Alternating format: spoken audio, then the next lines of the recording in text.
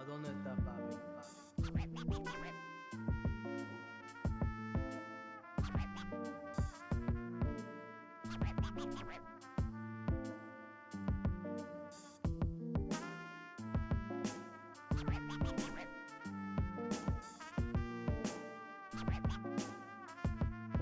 ¿A dónde está papi?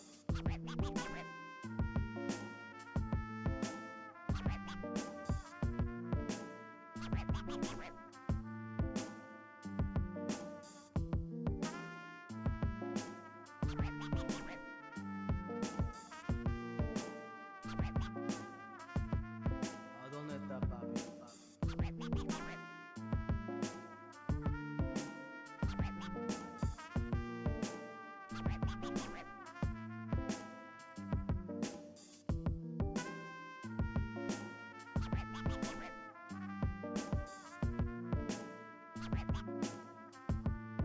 ¿A dónde está papi?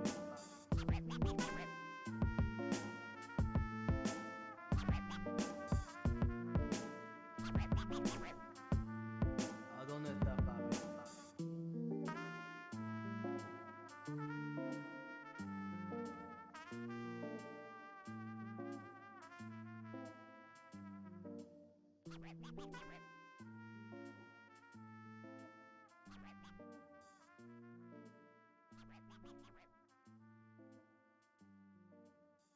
¿A dónde está papi?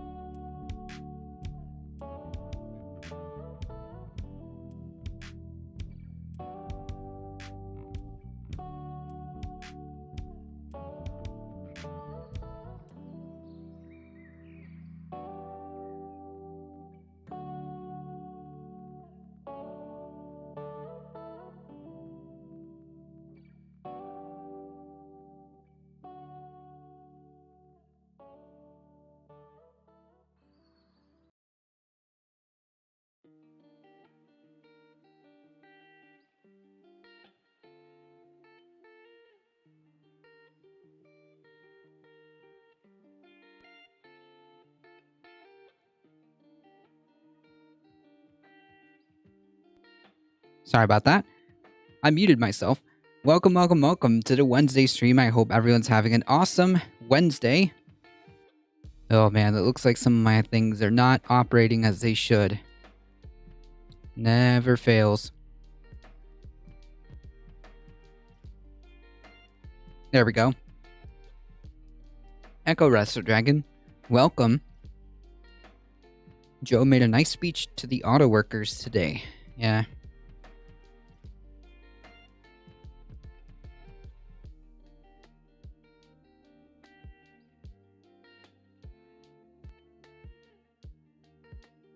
We've got a few things to cover. Unfortunately, I had to stay late at my job, so it kind of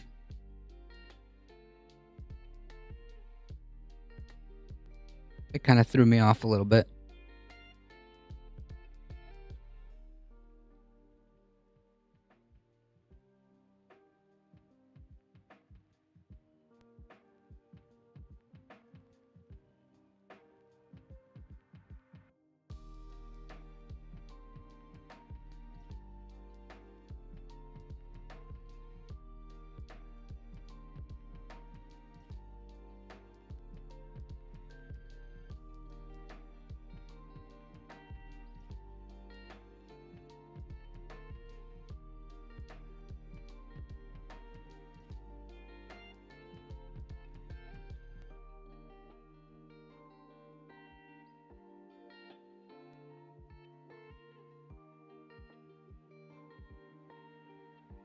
Let me just make sure. I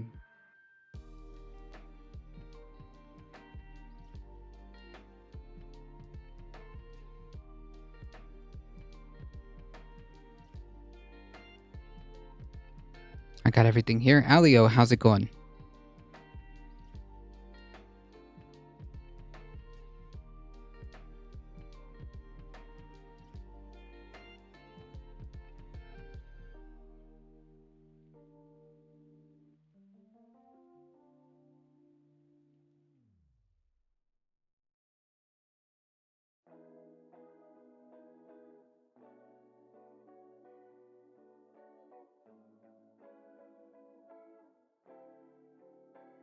Meanwhile,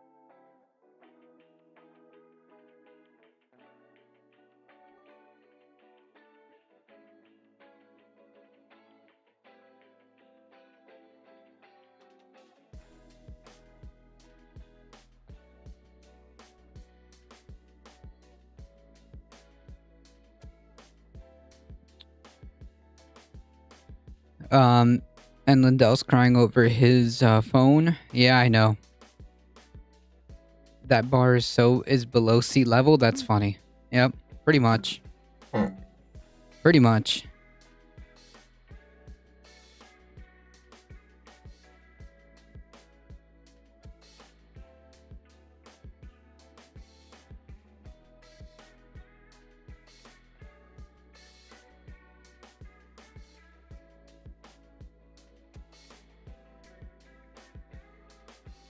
Yeah, from a Hardee's too. How embarrassing. We're gonna talk about that in just a second.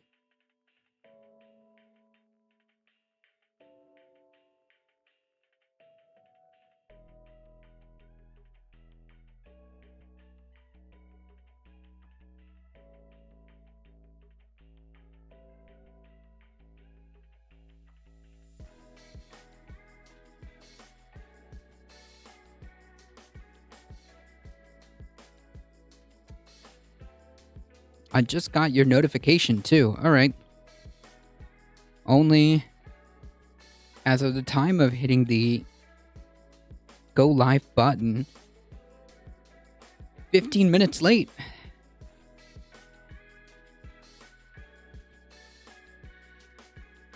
Nice one. All right. That's okay. We'll get this party started now, I guess.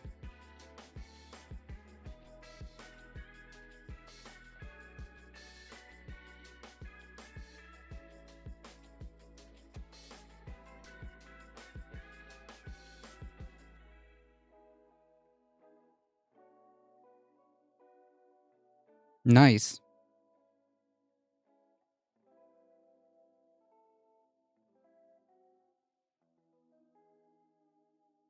Yeah, this is good news, Alio.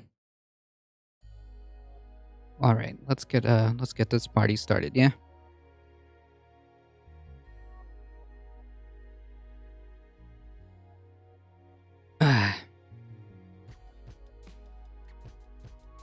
So, I'm pretty sure most of you are already aware.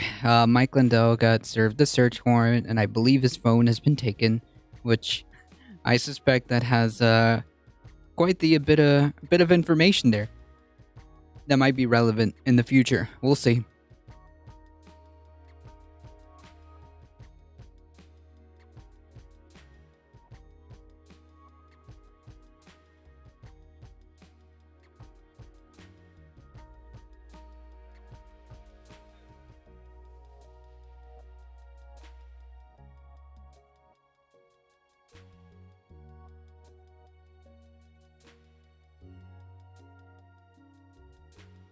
We'll see. We'll take a look at this.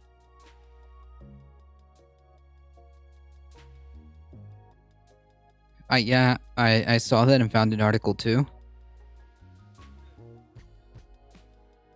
Lawsuit against all. All right, you knew it was coming today. You knew that today. Wait, Joe, what is Joe Rogan whining about? That my what is Joe Rogan whining about the court?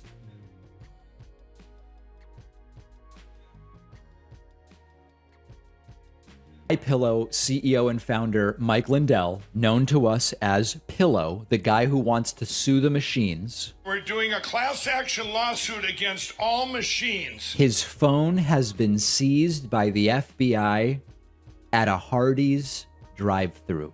You really cannot write this stuff. This is unbelievable. You play with fire, you might end up getting burned. Daily Beast reports, Mike Lindell, feds seized my cell phone at Hardee's. They took my phone, the FBI did. Alio with the 11 biddies. Thank you so much. Pillow himself explaining the situation last night. Oh yeah, no, this video is incredible. All right, this video is incredible. Yeah, he's suing the actual machines. That's right, folks. Today, the FBI, you're going to hear this, and you're probably already hearing it in the news. The FBI came after me and took my phone. They surrounded me at a Hardee's and took my phone that I run all my business, everything with. They could have just, what they've done is weaponize the FBI. It's disgusting. I don't have a computer. Everything I do have that phone, everything was... I don't have a computer.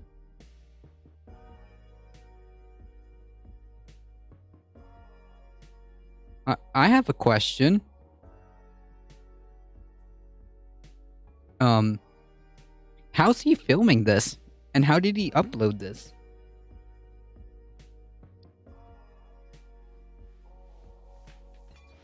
Yeah, Carl's Jr. No standing ruling on the way?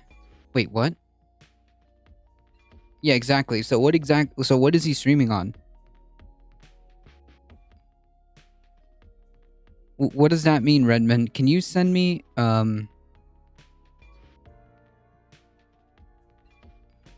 no standing ruling on the way? What does that mean? Can you send me an article? Like via Whispers?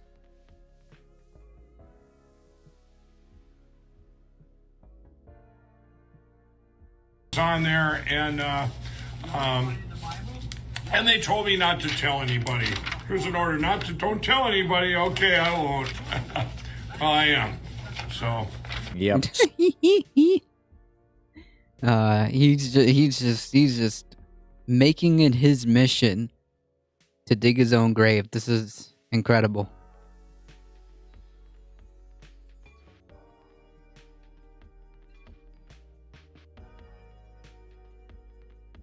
So there it is, Mike Pillow raided by the FBI.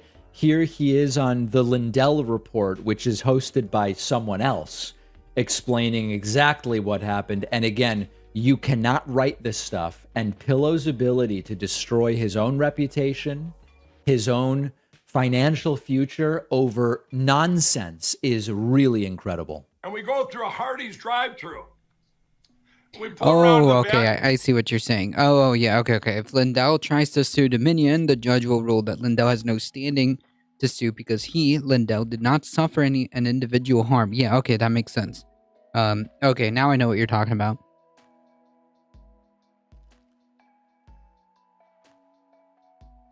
I will have free speech till I'm in jail, Lindell. True. He'll be using the Alex Jones defense. And we're just about going through. We pull through the drive-through. They take the order. Yep. We pull up, and she says, "Pull ahead," because they had to make the order. Part of it wasn't done. We pull ahead, and a car comes perpendicular and parks like a little ways in front of us. And I've been around the block, and I said to my buddy, I said, "That's either a bad guy, or it's FBI." Right? Which I guess now is one and the same for these guys. So anyway, as you know, I have not been to fast food restaurants in 20 years, other than that emergency Starbucks stop a few weeks ago that I told you about. I have to imagine that even within the fast food space, Hardee's is not exactly the best. But I did look it up. I found that Hardee's has a hand-breaded chicken biscuit, which sounds pretty good. But let's put that aside for now. That's funny. Pillow, reportedly worth $300 million at a Hardee's, and gets his phone seized by the FBI. Now, I think it's important to mention, Mike Pillow says that this happened. We don't, at this point, have independent confirmation that the FBI actually seized his phone, but let's assume that he is telling the truth about it and not making this up whole cloth. And on that basis, Donald Trump is absolutely furious. Donald Trump posting to Truth Central, breaking news, Mike Lindell, the pillow guy, was just raided by the FBI. The pillow guy. This is hilarious. Next, hopefully people will vote out MAGA, and then the bar will be raised. No, the bar will be raised regardless, right? Like, I'm not here.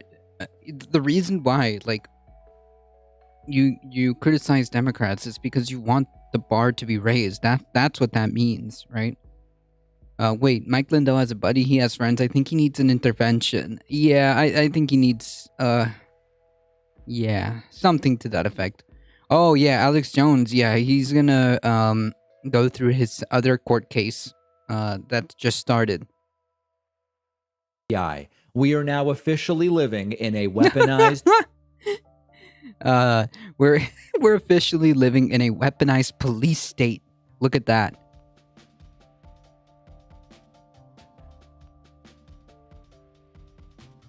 Why is it capitalized? Because he's the pillow guy. He's not just Mike Pillow, my pillow. He's the pillow guy. That's what that is.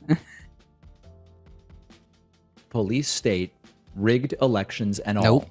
Our country is a laughing stock all over the world. The majesty of the United States is gone. The majesty. Can't let this happen. Take back America. Jesus Christ. This is stochastic terrorism. Again.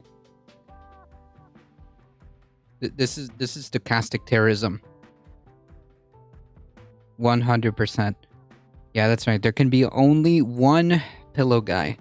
Yeah, needless to say, Donald Trump continues to repeat baseless accusations, and like a police state isn't when the FBI comes after you because you've been engaged in some very sketchy behavior, right? That's not what the police state means. Pillow is furious about other things as well. Let's talk about that next. Plastic is everywhere we look. Whoa. All right, yeah, this is an ad. All right. Sometimes I wish people would mock Trump on True Social. Well, True Social is an echo chamber. Contrary to what they tell you, the right wing doesn't believe in any type of like spirited debate or anything of the sort. They just like the idea of them being in control. They don't actually care about like hashing it out in the battlefield of in the battlefield of ideas. No, they actually don't care.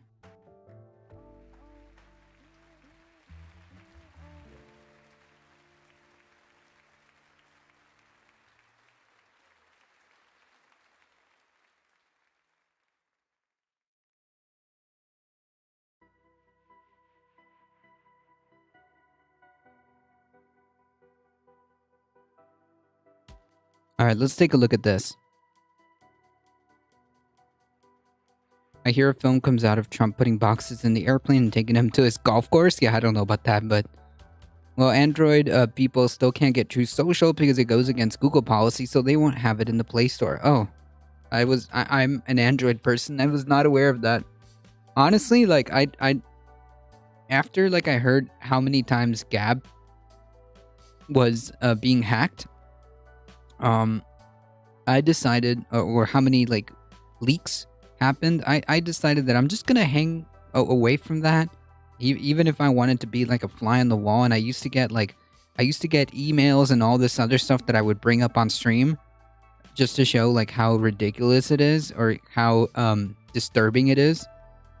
But after that, I just like, you know what, I'm not gonna put my information or anything like that, not even anything that could remotely, even if it's like burner email accounts or anything like that, like I had for my Gab account. I don't know. I just don't want any of that to be leaked in any way, shape, or form. What I'm trying to say is I don't trust Truth Social.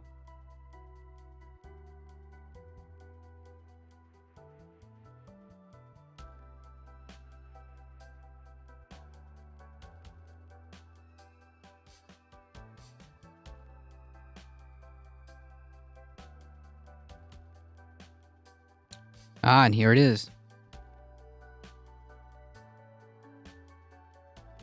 Truth Social barred from Google Play Store over content moderation. Oh, this just happened a couple of weeks ago. This is very recent. Truth Social, the would-be Twitter competitor, created by Trump Media and Technology Group, remains unavailable for the Google Play Store.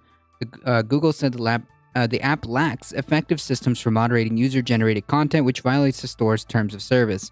On August 19, we notified Truth Social of severe violations of standard... Hey, come back.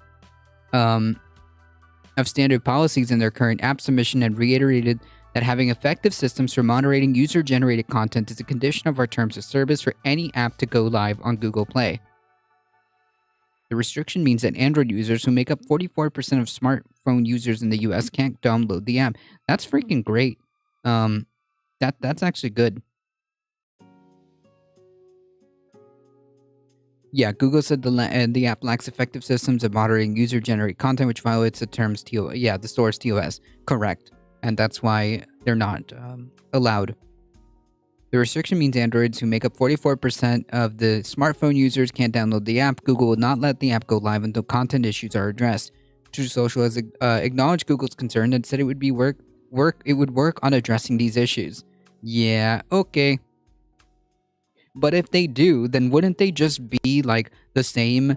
They would just have like a standard like TOS, just like every other social media, making it just like every other big tech social media. So like, I don't know, it doesn't matter. Literally, like, you can tell these people anything, it doesn't matter. Remember that Trump Media and the tech group is doing... Oh yeah, no, these guys are going down. Has this guy even paid the money to continue to host the Trump thing? I don't know. Oh, Apple doesn't care, apparently. True. Trump Media and Technology Group CEO Devin Nunes told a different story. The former lawmaker was one of President Trump's staunchest allies in Congress, said the decision was up to Google and not dependent on Truth Social's policies. When are we going to be available on Android? Well, that's up to the Google Play Store. We're waiting on them to approve us. I don't know what's taking them so long. Well, what's taking them so long is that you don't have a proper moderation system, and they don't want to, have anything to do with you. Yeah, that's the problem.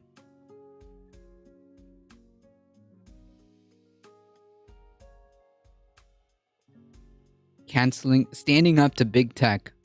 That's a good meme.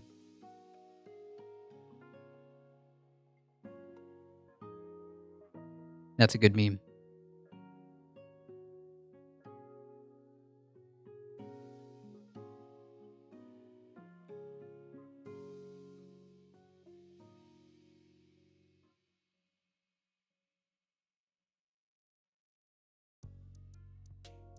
It would sure be nice if they approve us. Google said that Nunes' statements misrepresents the ongoing dialogue between Trump Media and the Play Store. Google reiterated that Truth Social's violations and the steps to address them have been clearly communicated with the company. Trump Media pushed back, saying that Truth Social is creating a vibrant, family-friendly environment. Yeah, okay. I bet that website is hosted by Amazon. Probably the AWS has a huge swath of the market. At least, anyways, it has a good chunk. Stop.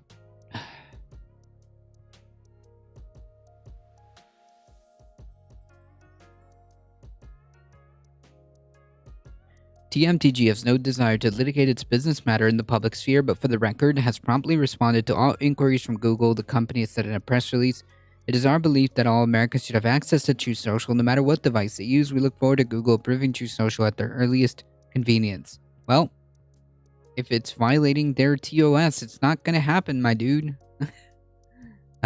Anyways, good meme.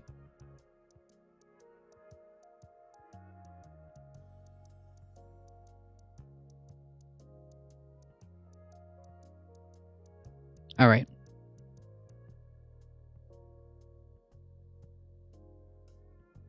We make sure that they, that we recognize. They recognize the male dominance. We beat the shit out of these women. Exactly. These real. female kikes.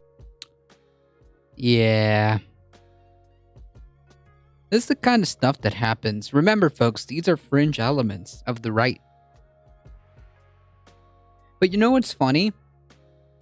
These fringe elements, supposedly, keep popping up.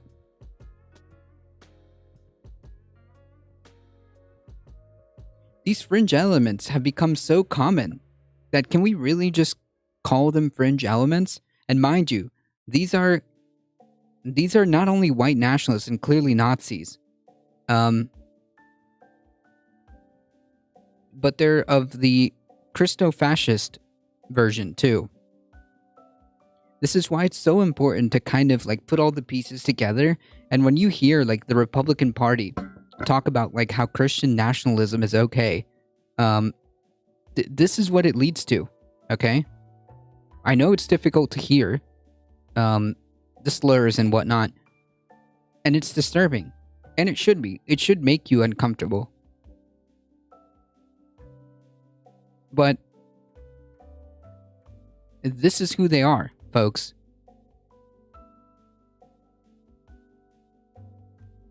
This is who they are.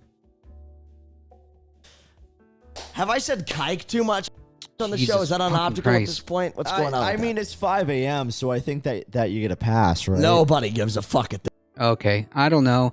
I'm scared that this is gonna go on, and get worse from here. Jesus fucking Christ. Yeah. Exactly. You know, when past 5 a.m., I get. Yeah, and mind you, these are America First people. So whenever you hear the term America First, this is exactly what this means. This is exactly what this means.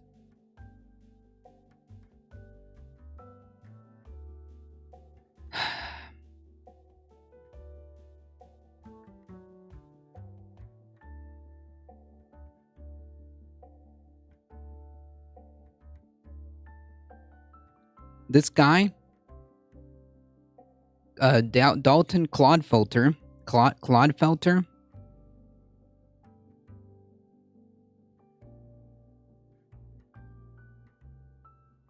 he is a America First conservative, Nazi, host of Goodnight Groyper on Cozy TV, a platform that is basically started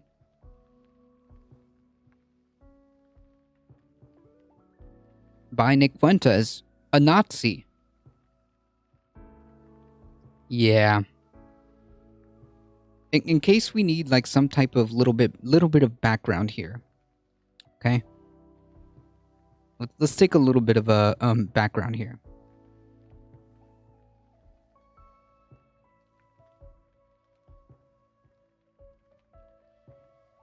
This is on YouTube, so the appropriate disclaimer.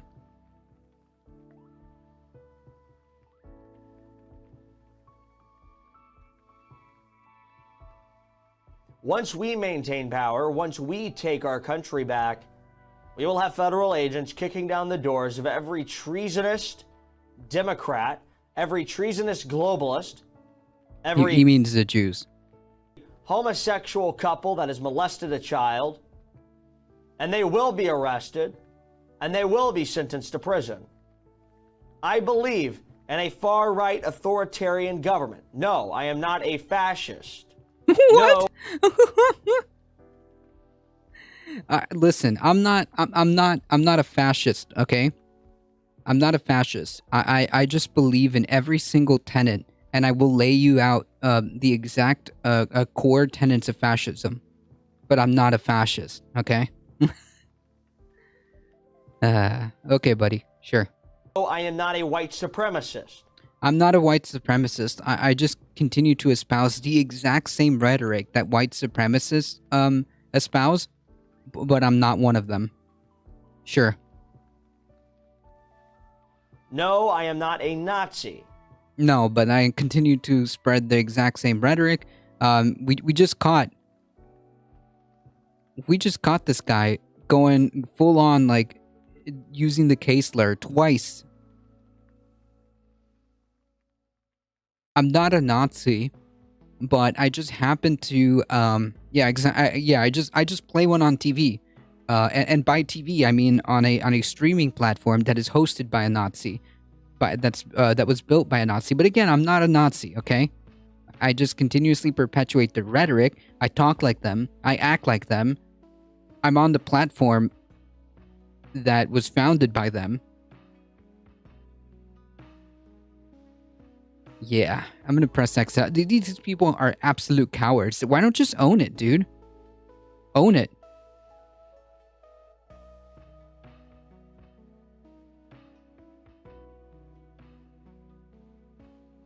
These people are such cowards. But I do believe that hierarchy, structure, and authority are very important. Thank you, Dr. Peterson. Yes, we know. I do believe that our society needs these things in order to progress and maintain its cultural framework. No. Needs these things in order and authority. But I do believe that I do believe that hierarchy, structure, and authority are very important. I do believe that our society I do believe that our society requires them for these needs works. these things. And you know, the left's proclivity to create chaos is just unacceptable. Isn't that something you should have to say, by the way? Like, I'm not a Nazi? Yeah, like, okay, dude. Yeah, I don't even know why he even bothers, right? It's because he's a spineless coward. That's what it is.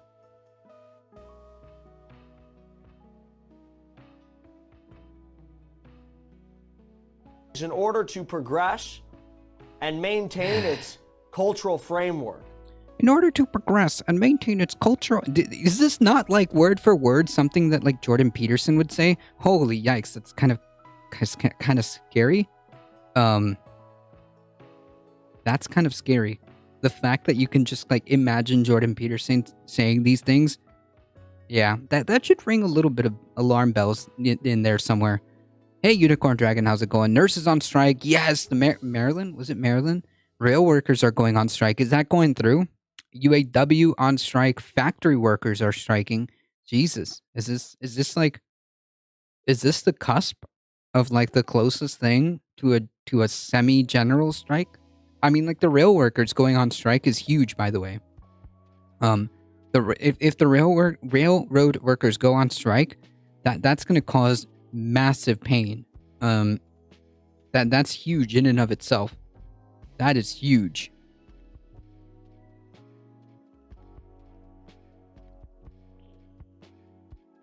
You combine that with the United Auto Workers and the nurses, sheesh. The nurses strike is also pretty big. At a time where, like, yeah, no, this is wild. The general strike, yeah, this is, if that's the case and all those pieces align, that is the closest to a general strike that we've been in a very, very long time. I believe that our society needs this in order to rid itself of sexual immorality and blatant degeneracy running rampant What is that? What does that even mean? all throughout the country, in our schools, in our social media. The list goes on. Once we take control, we will identify our enemies and we will stomp them into the dirt. Remember, folks, it's the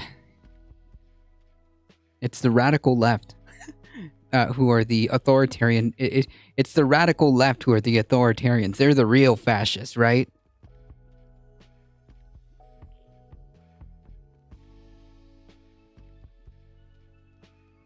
Google doesn't allow True Social, but this is okay. Yeah, this is in the context of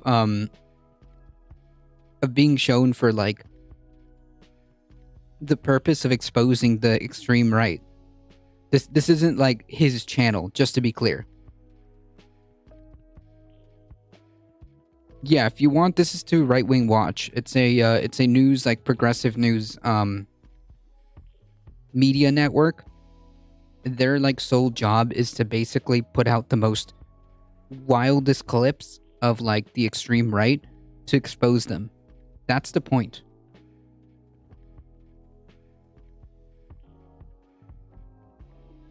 That's the point of this. They will not be able to return to power. We will rip them from their offices. We will rip them from their homes for being degenerate liars, degenerate treasonous. Mind you, the stuff that he's saying,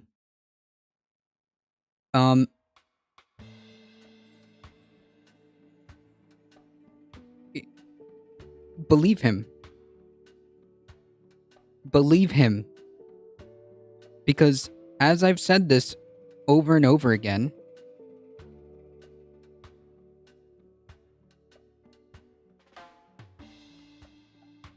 if they get into power,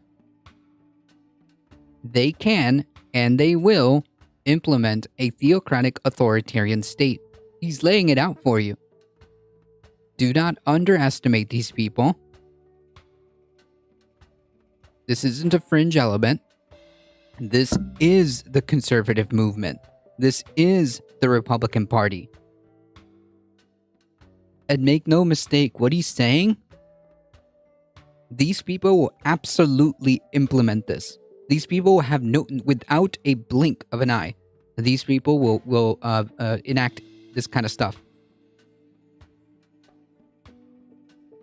Do not underestimate these people, and take them at their word, because they absolutely will do this if they ever get into power like they want to. It's not an exaggeration. This dude and many others who repeat the same things are very serious when they say this.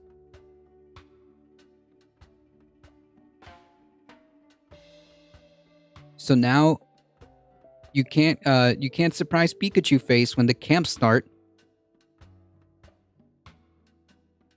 because these people got into power. They're telling you exactly what they will do.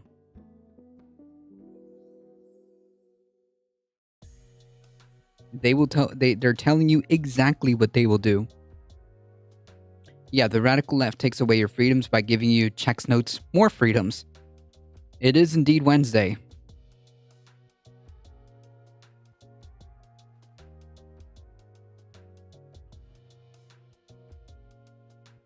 It is indeed Wednesday. Domestic terrorist, because that is what they are. If we want to take back the country and reestablish a Christ-like nation. Remember, every time Trump talks about taking back the country and saving the country, save America, fight for America, and all this other nonsense, this is what these people hear. Okay? This is what these people hear. And like I said, they can and they will implement a theocratic authoritarian state. The Republican Party is completely okay with this, okay? Do not underestimate these people under any circumstances.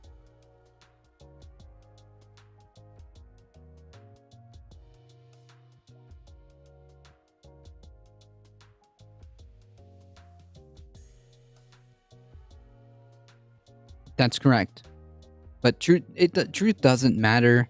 Bipedal, it doesn't matter. The facts don't matter. If Jesus Christ, our Lord and Savior, was an actual person, he definitely wasn't like some type of like white, blue-eyed dude. Okay, if he existed, I mean, it wouldn't make sense to begin with. All right. Yeah, leftists are not the ones spreading fear and terror. True.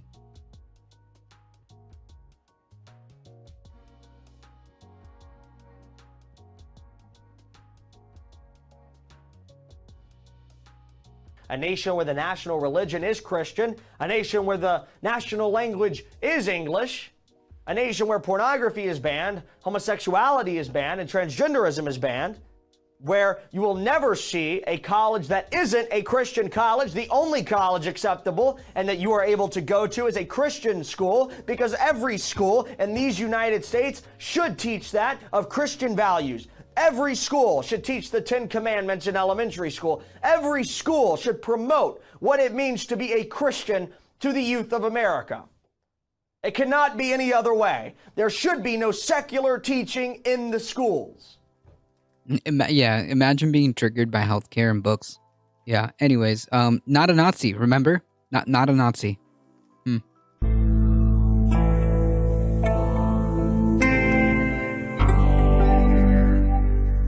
Yeah.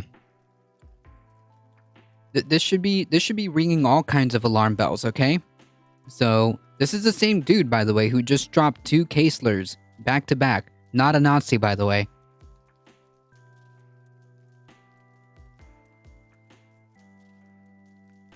That they get out of these like too much on the show. So I exactly Yeah, how it goes. It's real human being shit, dude. it's real human being shit. You know, if you can't take, I spoiled this, yesterday. I said that I was probably going to go to Pulse nightclub with a Nerf gun. What an absolute horrible human being. The religious right would would cancel him for violence against him and his execution for communist views almost immediately. Exactly.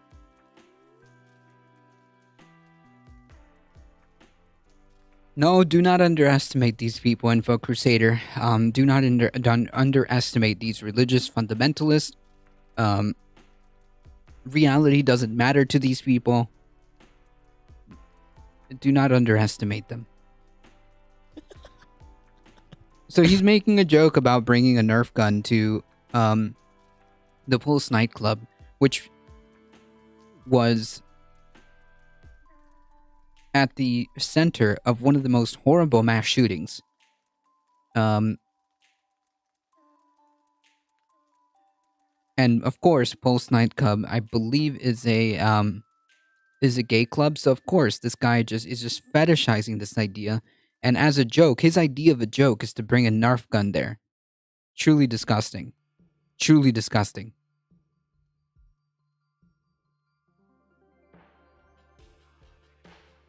Why are you laughing? Why the fuck are you laughing at me?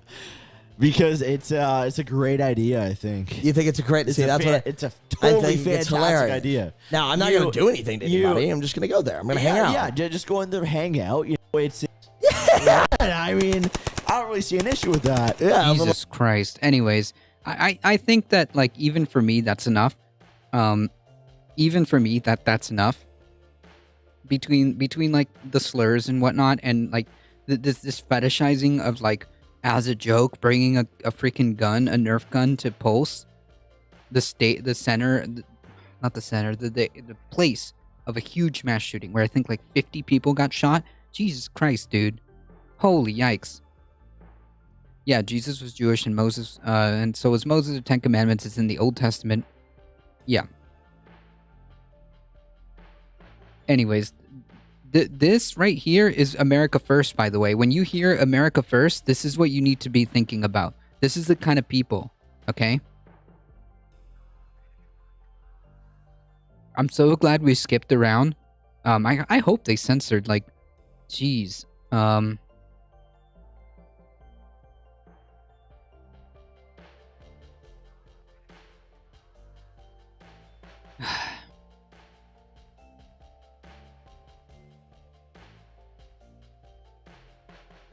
When you hear America first, this is the kind of stuff that they mean, okay?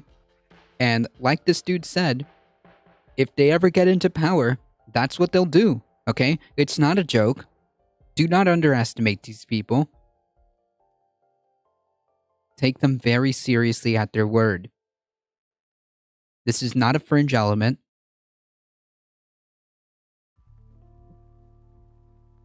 This is not like, oh, these people just exist online and whatever. Nah. Do not underestimate these people.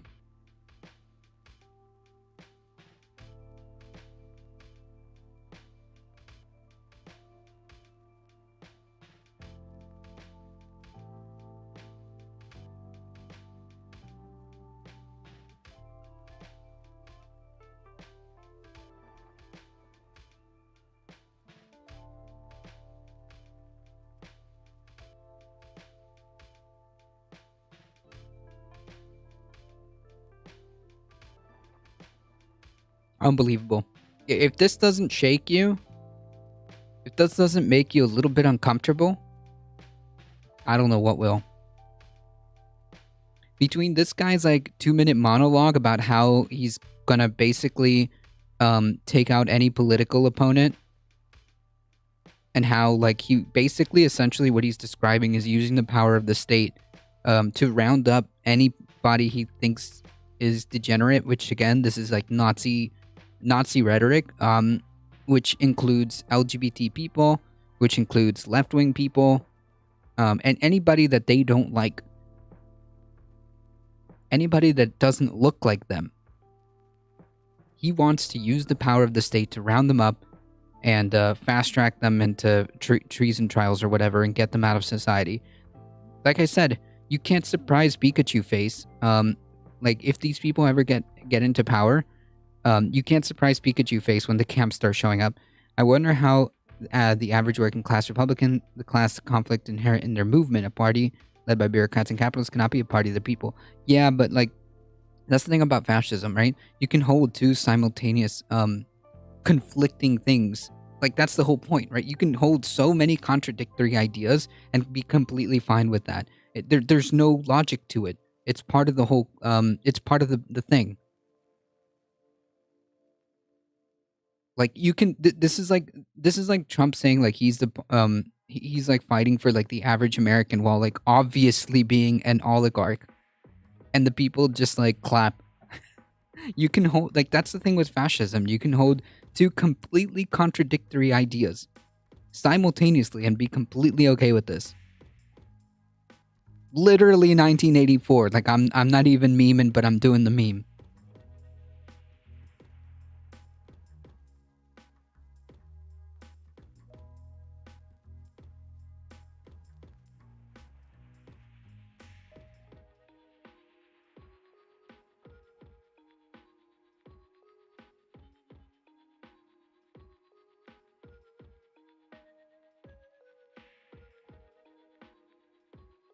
That's how that works.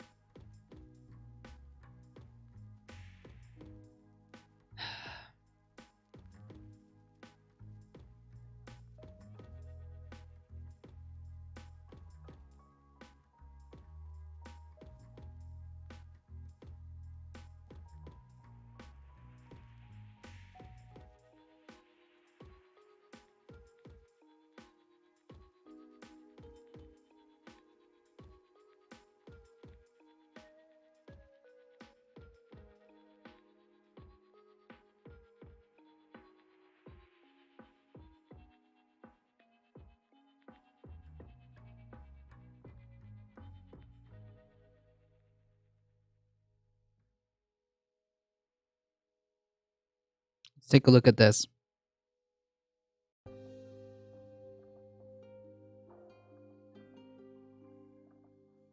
Well, that's true. I feel bad for everybody involved.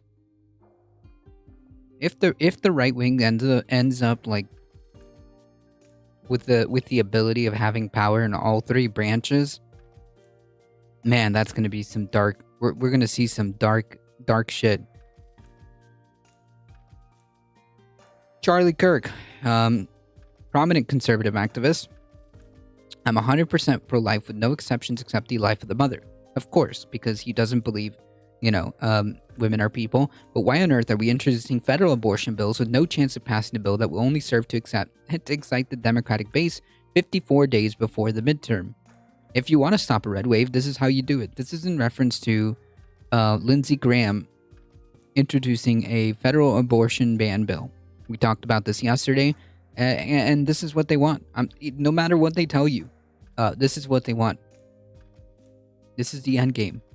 We just watched a guy tell you exactly what he wants. He wants full authoritarian control.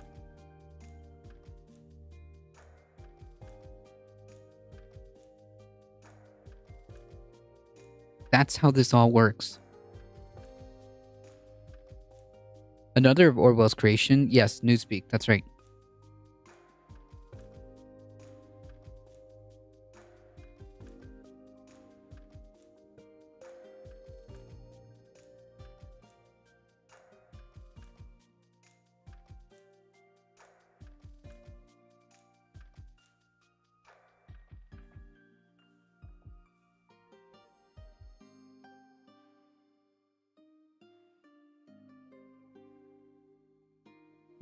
We should show the country where we stand as our position is unpopular.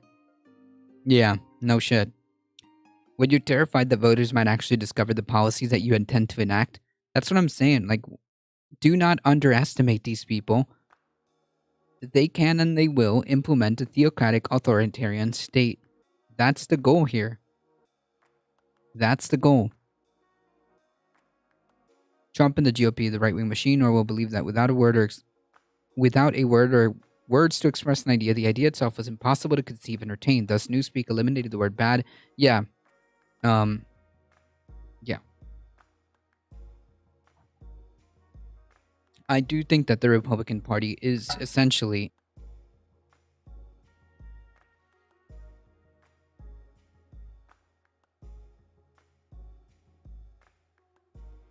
I believe the Republican Party is essentially an authoritarian party. And they are not very...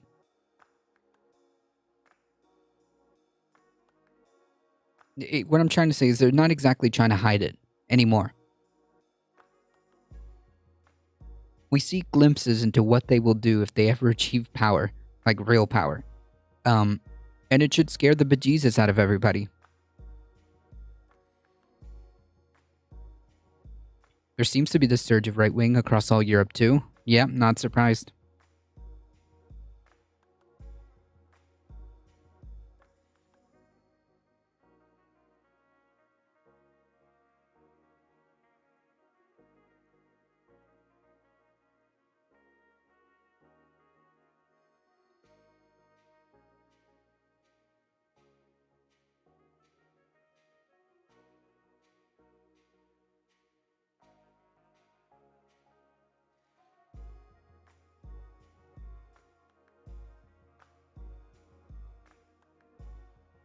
Now that we got that out of the way,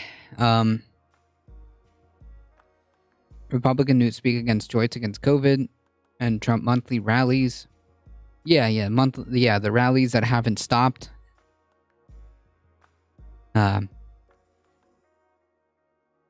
It's very Hitlerian.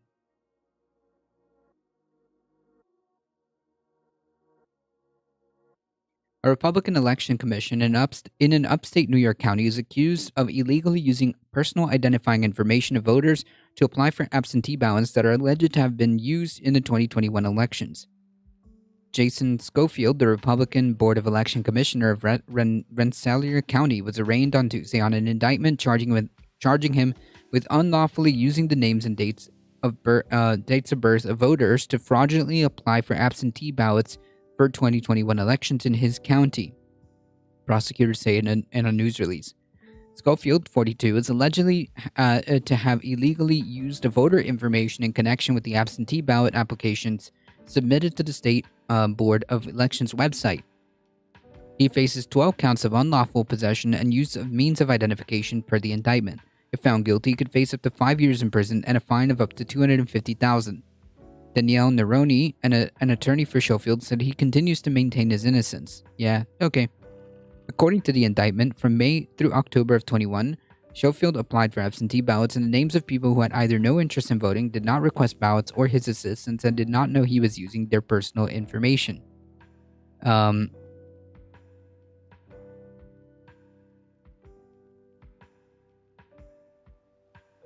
Yeah, so there are cases of election fraud, but it seems to me overwhelmingly, it seems to be the Republicans. Constantly. It just keeps happening. And yet, they continue to blame literally anything else. The Democrats, dead foreign leaders, the machines, projection. That's right. Every accusation is just a confession, folks. That's it. Every accusation is just a confession. I continue to prove that point, and I continue to hammer that over and over and over again, because it is really terrifying, as I just showed you guys what the end goal is should a conservative movement really take power, okay? Should a conservative movement really take power, I just showed you the end goal of what could be. And like, this right here is like little steps, right? Shaking the integrity of our electoral systems. Who did this guy vote for? I don't know, but he's Republican.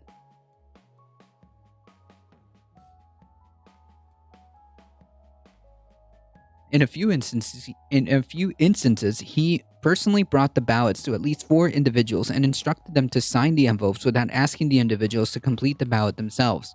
These ballots were cast in either 2020 primary or the 2021 general election, or both. Schofield appeared for arraignment on Tuesday and will be released on his own recognizance pending trial scheduling. Yep.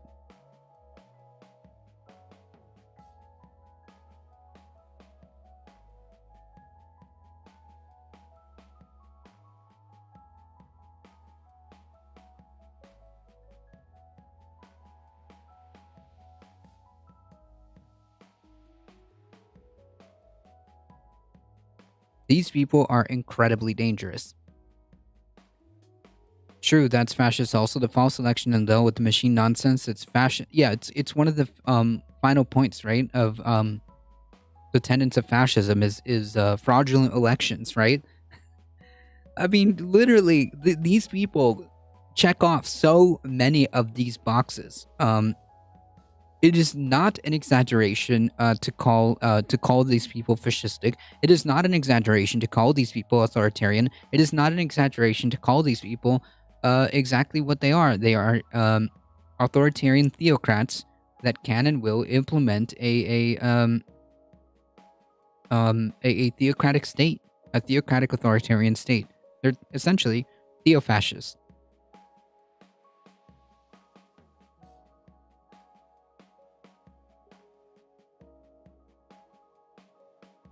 It's just a different flavoring, that's all. Joe Brandon should have just called them what they really are. True. Instead, he just did the he just did the enlightened centrist position to just call them semi-fascist.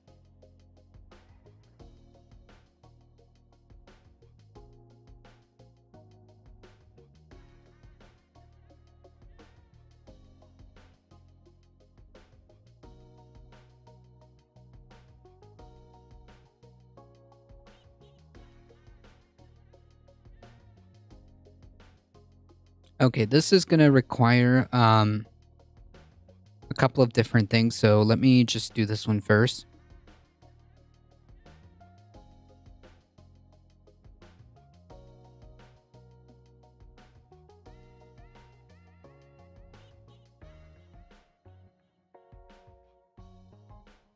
Yeah, the fascism is coming from inside the house. Yep, it's the GOP.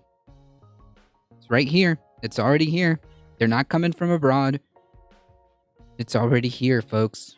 And as I just proved, or as I just let them speak, they're telling you exactly.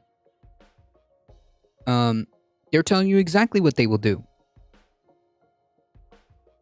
They're telling you exactly what they will do, and I hope that and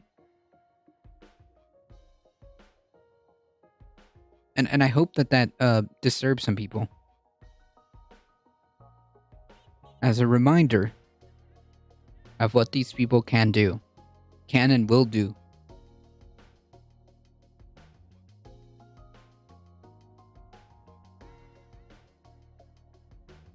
The West Virginia legislature on Tuesday passed a bill that will prohibit nearly all abortions except to save a pregnant person's life or in certain cases that involve rape or incest. House Bill 302 passed the Senate. This is West Virginia, folks, in a 22-7 vote, and the House gave it a final approval of 77-17. The bill, which would significantly curtail access to abortion in a state where it's currently legal up to 20 weeks post-fertilization, now goes to Republican Governor Jim Justice. Desk for signature. According to the engrossed draft of the bill, any physician or other licensed medical practitioner who intentionally or recklessly performs or induces an abortion in violation with the law could be subject to discipline, including losing their medical license. Women who receive abortions will not face any penalties according to the measure. It also allows some exceptions for victims of rape and incest as long as the incident is reported to law enforcement. Yeah, these exceptions mean like nothing really.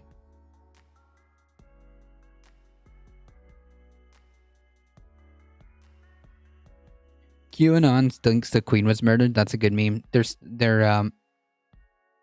I'm still cracking up at all the jokes. Listen, I saw that. Can somebody confirm? Are they like literally arresting people for being like against the monarchy, or moving them away, like using law enforcement to like get people who are like anti-monarchy out of the street or out of the way or arrested? Hey, Salty Bread is good. How's it going? 100%? Yeah, fuck the monarchy then. Fuck that shit. Fuck all of that shit. Fuck all of that shit.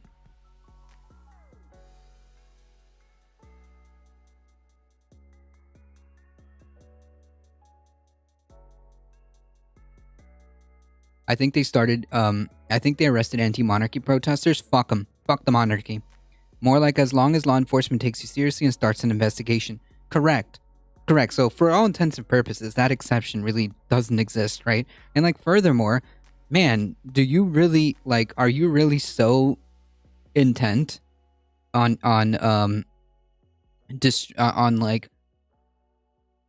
making it so traumatic for the victim? Like most victims won't report it right away. It is a very traumatic experience. Most victims won't like report it right away, or some are threatened, scared.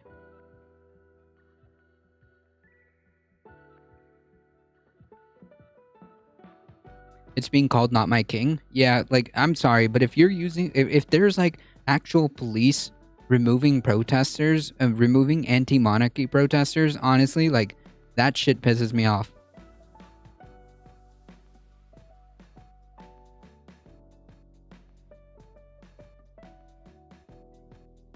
Anywho. Arresting them for disturbing the peace. Yeah, okay, yeah, I'm sure it's really disturbing to hold a sign. The peace is so disturbed by holding signs. Yeah.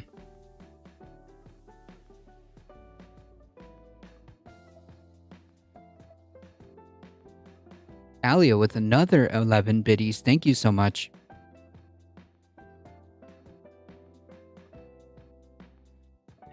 The measure was swiftly denounced by abortion rights advocates on Tuesday.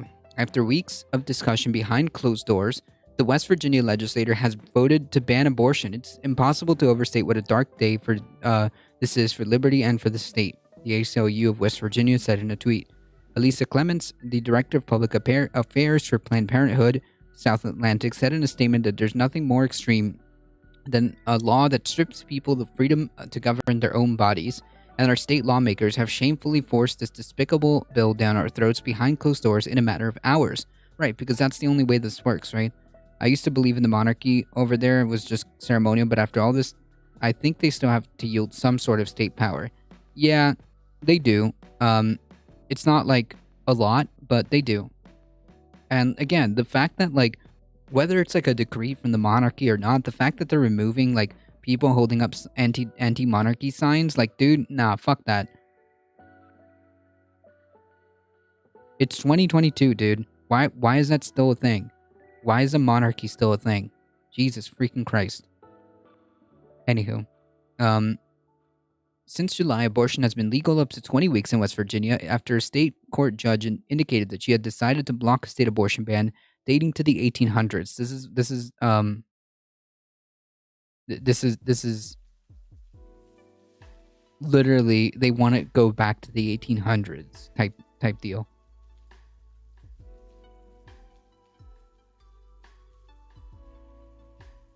Yeah, she is, I think. Legislation seeking to restrict access to the procedure in the state initially met headwinds during a special session in July when Republican-led legislature failed to come to a consensus. But the chamber on Tuesday joined Indiana lawmakers in having passed an abortion bill in the time since the U.S. Supreme Court overturned Roe v. Wade, finding in late June that there was no longer a federal constitutional right to the procedure. A separate effort last week in South Carolina to advance a near-total abortion ban stalled after a handful of Republican senators joined Democrats to block the bill.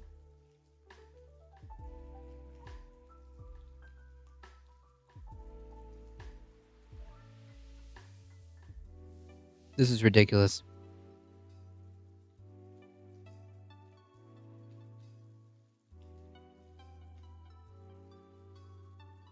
The monarch rules the country, the parliament administrates the country. Gotcha. Did you see the shit Lindsey Graham is pulling? No.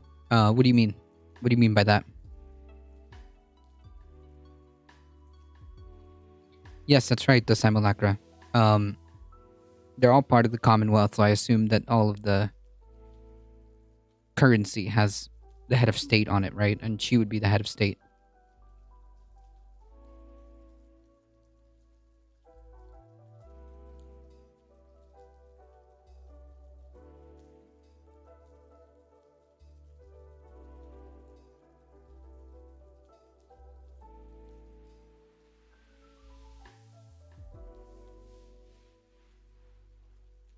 The royal family is broadly a symbolic element of governance in the United Kingdom and has been for centuries.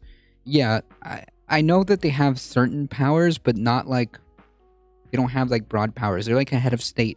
That's their whole point. Regardless, like my comment was on the fact that like they're arresting or removing anti-monarchy protesters with police. Like, nah, fuck that. Fuck the monarchy. I've heard quite a lot about Ground News. Do you know if it's actually a good website or not?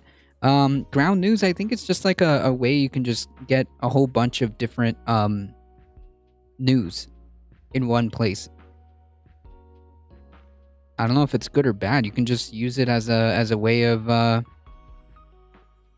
putting a bunch of news articles in the same place. And it kind of gives you a bias distribution. So that's interesting. I mean, you could use it if you want.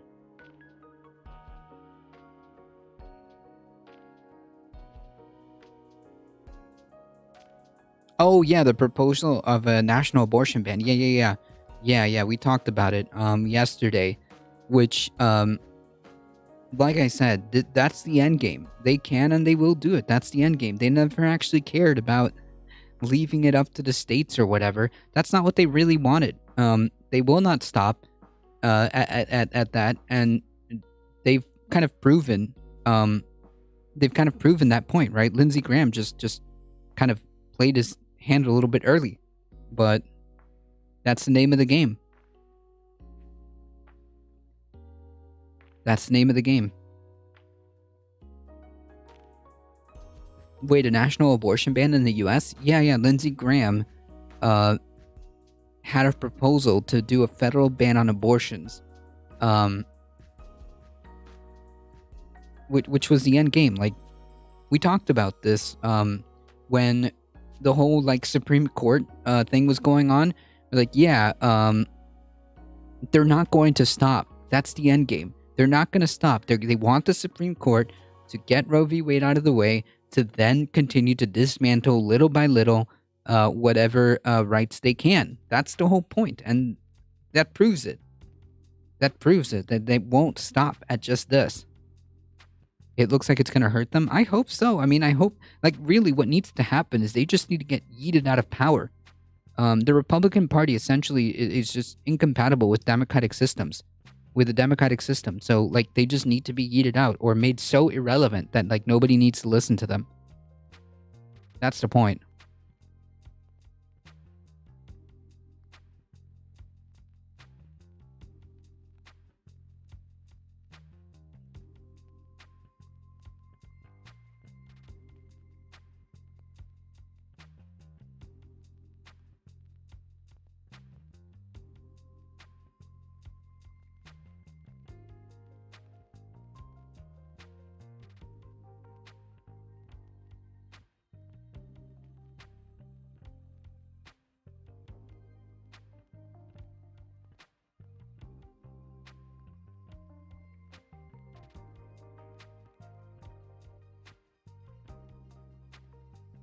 Every time the Republican overstep, it looks like it's going to hurt them. 10 years later, it's the same thing. It's treated as mainstream.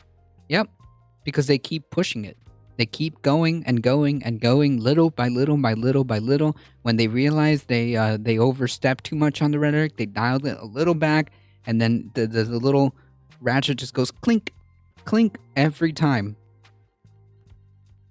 It's unlikely to happen. No, that's not the point. I know it's unlikely to happen in the current circumstance, but make no mistake, salty bread. Make no mistake. Could they have the chance? Should they have the chance where there comes a situation where they have the Senate, the House, and the presidency? They already have the court. They absolutely will do something like this. Like, do not underestimate these people.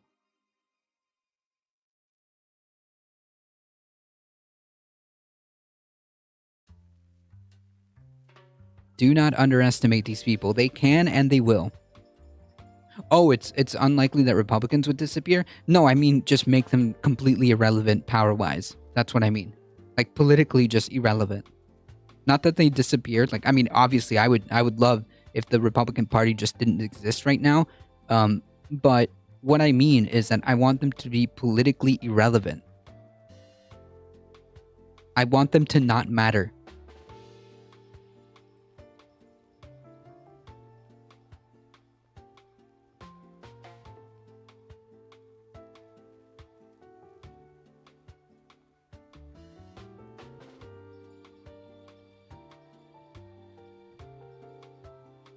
How would that be done? An overwhelming... the voters have to do that.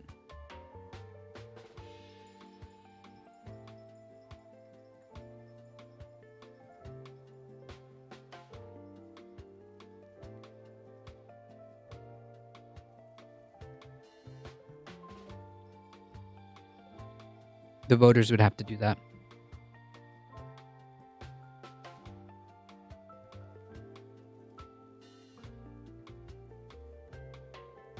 It's not an easy task, but the first priority should be keeping them from winning the Senate and the House. The first priority should be making sure they do not win the House or the Senate, and then we'll see. I don't see it happening in a two-party system. Not that they'll be like gone. I'm telling you, like, I mean that they would become completely politically irrelevant.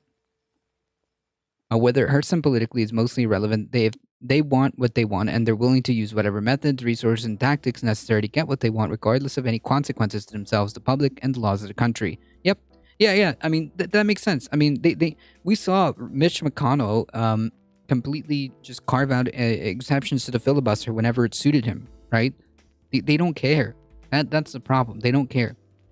And yeah, they'll get backlash. They'll dial it back a little bit, and then clink, the little ratchet will still continue to go, little by little.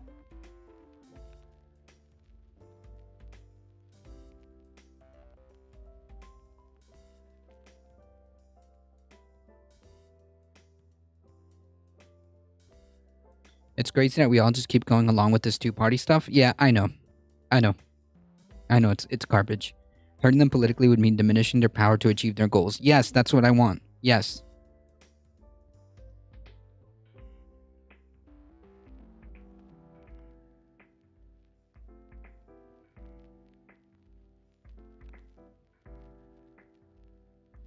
That's literally what I want.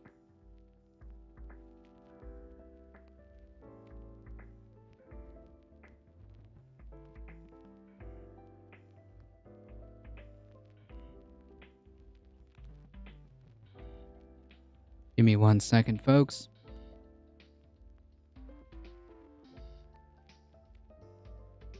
It's either the Republican Party or completely switching sides. There's realistically no nuance as there's no other capable parties.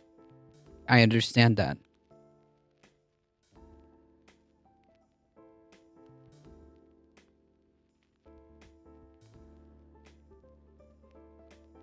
So given the circumstances that we're in,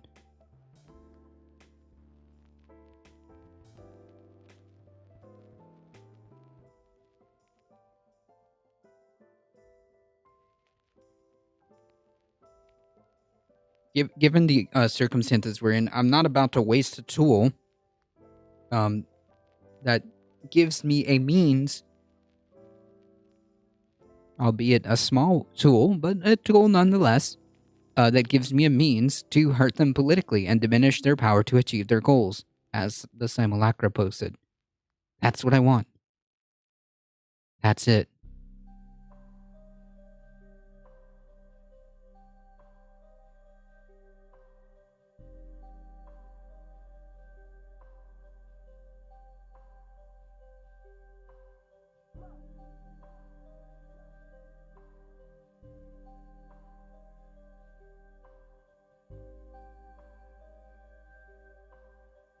Trigger warning, Ben Shapiro.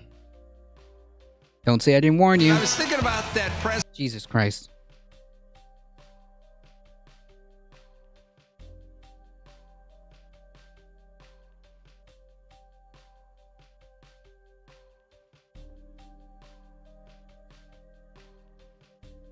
Nuance, of course, being a pivotal factor in political debate. Ah, yes.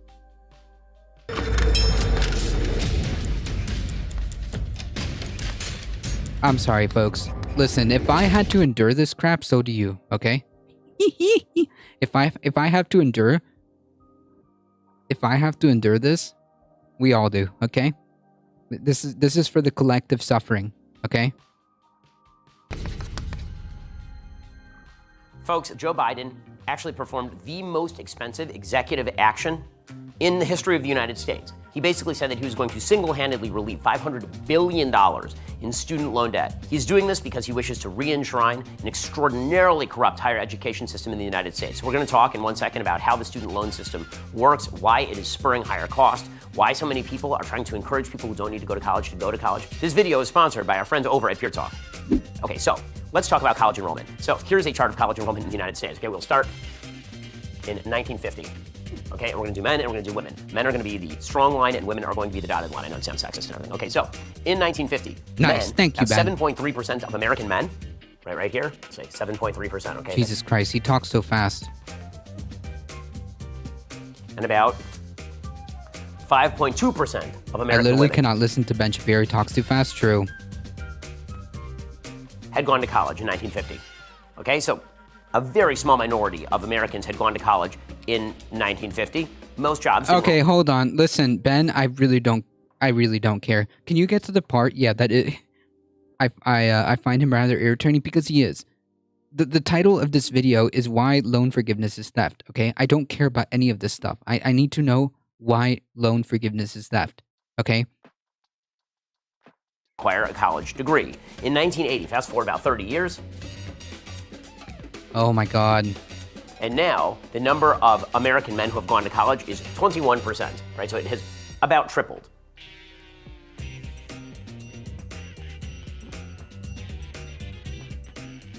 .9% of American men have now gone to college, and the number of American women who have gone to college is now moved from about 5.2% to about 13.6%. I don't care. By the way, chat, none of this is relevant to the point. Right, that's American women. Okay, so you start to see these numbers are going up. Now, fast forward all the way until 2019. So you move forward another 40 years. So now we're here. Don't care. Now, the number of American men who have gone to college is 35.4%. Someone show him the job listings that require a degree. True, like, first of all, that first initial claim was just, like, ridiculous, but, like, he still hasn't explained. We're 2 minutes in. This is a 9-minute video as to why this is theft. Okay, and the number of American women who have And second of all, like, he complains about this 500 billion being so freaking expensive, which I don't think it's like that much in comparison to like the military budget that happens and gets reoccurring approval, rubber stamped year after year after year after year, and it's definitely more than 500 a billion a year. He doesn't complain about that. He doesn't complain about that at all. He doesn't complain about all the tax exemptions that all these corporations get. He doesn't complain about the PPP loans that were forgiven either. Like, this dude have gone to college, get ready for this, is 36.6%. Because at the end of the day, he doesn't care. He's just like trying to put this idea of anti-intellectualism, college is bad, and then the whole bootstraps mentality. And not everyone requires a university education. That's fair, but it shouldn't put you in eternal debt if you want to work with something that doesn't require such education. There shouldn't be such a thing as debt, as student debt, I should say. Student, like, loans, student debt shouldn't be a thing. Medical debt shouldn't be a thing. We allowed unfettered grift and avarice to enter the college system. That's why it's so effing expensive. Yes. Because it's for profit.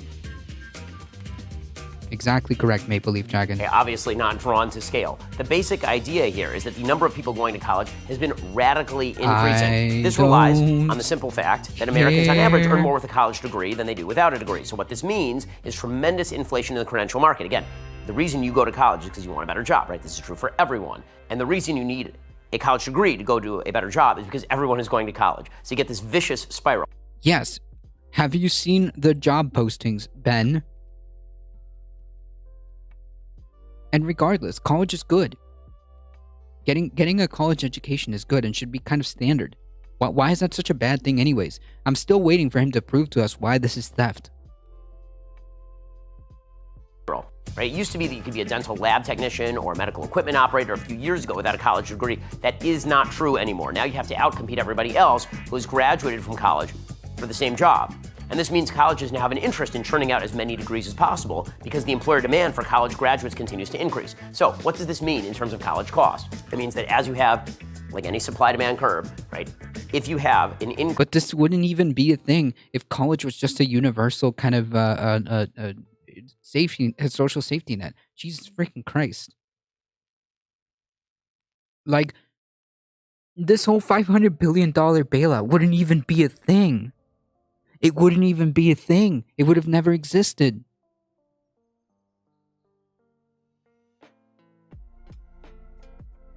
Yeah, they don't want the plebs to be educated. They might get ideas. Increased demand for a product and you have a lower supply, then you're going to end up with a very high number. Here's a typical supply-demand curve, okay? Here you have price. But Ben should know that it's not just that simple, right? There's a lot of different factors that come into why college is so overpriced. It's not just that simple, but, you know, whatever. The truth, the facts, the way things work don't matter. None of that matters. Ben Shapiro graduated high school in 16, graduated top of his class in poli-sci, and then went to Harvard Law. Okay, great. None of these are economics. Here you have quantity. And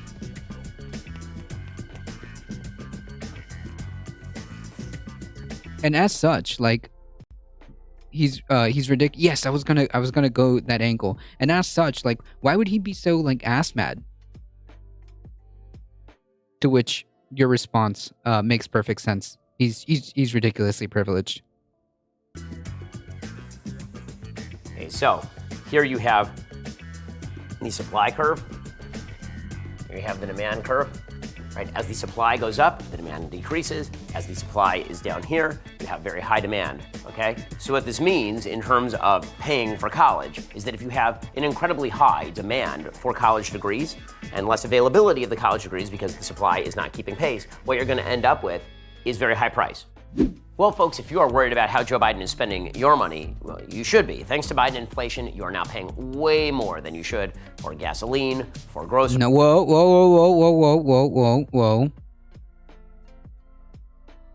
Gasoline, nothing to do with Biden. Grocery prices, nothing to do with Biden.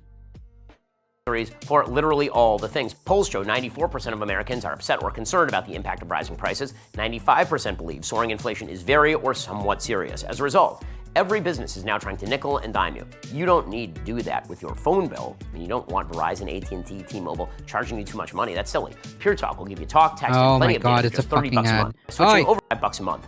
Stop. Take as little as 10 minutes. It is Don't care. My family uses Pure Talk as well. Pure Talk as well. Right.com. Free live. Second month, No. we have an idea. It's now more expensive. What if we subsidize this stuff? What if we start giving people checks, Pell Grants, and cheap loans to go to college? And we're not Oh, going yeah. Oh, yeah, dude. Yeah, dude. That makes perfect freaking sense. Oh, yeah. You know, that's the reason why college is so over expensive. It's because, like, the government, like, subsidized it. to do it through the private sector. See, the private sector would ask a simple question. Should you get a loan for an art history degree? Right? Am I going to get back my money if I give you a loan for an art history degree? See, here's the thing about student loans. Right? Typically, if you're going to take a loan for, say, a house, what you do is you have the house, right? And the house is the collateral. Okay, but this is not a this has nothing to do with housing loans. He knows he's lying and brainwashing his audience. Yeah, he has to know, right? He has to know. It's not like he's not an educated person.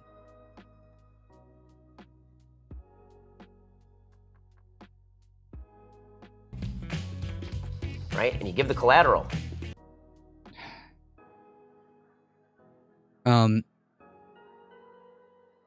Yeah, and I would add to that, Alio, that Ben here is incredibly educated.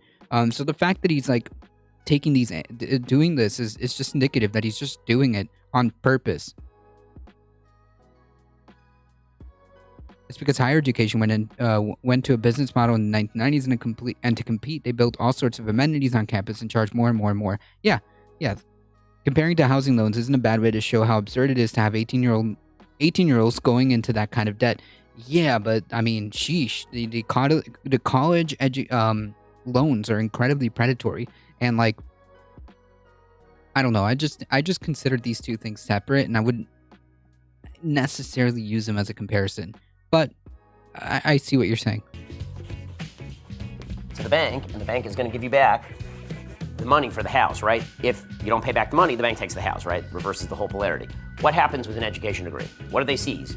There's no collateral, which means that what the bank has to do typically with an education degree is determine what your future income is going to be based on the degree and then determine whether to give you a loan. This is why it would be a lot cheaper to take a loan for, say, Harvard Law School, where your income trajectory is really high, and why it would be a lot harder to get a loan to major in finger painting over a Brown University.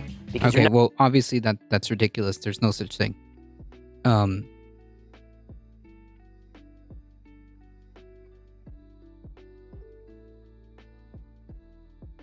I don't think it's just both sides, my friend. never going to earn that money back. Okay, so what the government did, because the government is the government, is they said, people who earn a college degree, those people earn more. We need more people earning more. Yes. So everyone has to get a college degree. No. And we're not going to discriminate. Wait, the government never said that. The government just wanted to subsidize it because, yes, it's true. People with college degrees on average earn more.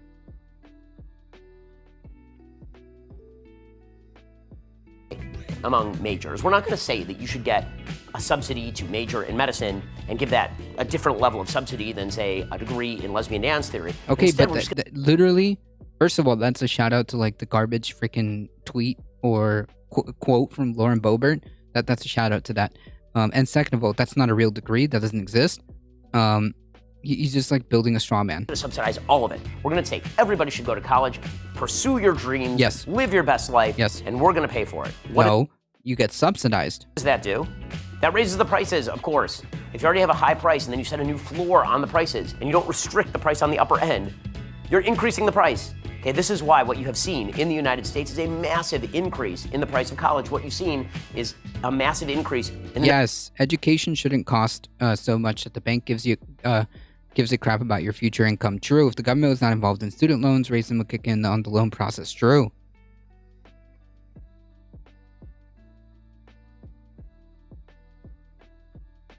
There shouldn't be a loan process. True.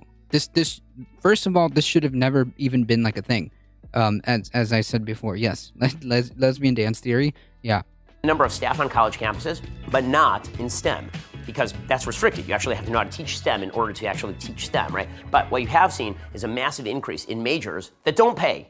You've seen a massive increase in the number of crappy for-profit colleges in cosmetology at the local level, right? What? Cosmetology? Emerald Vulcan, thank you for the follow. I appreciate that. Cosmetology can actually pay a lot if you know what you're doing, and you're like a salon artist or whatever. That could actually pay.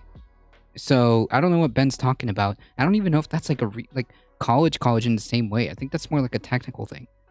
You have to not teach them to teach. I don't know. It doesn't have to make sense, SV Harkin. It just has to sound. He just has to speak fast and sound cool.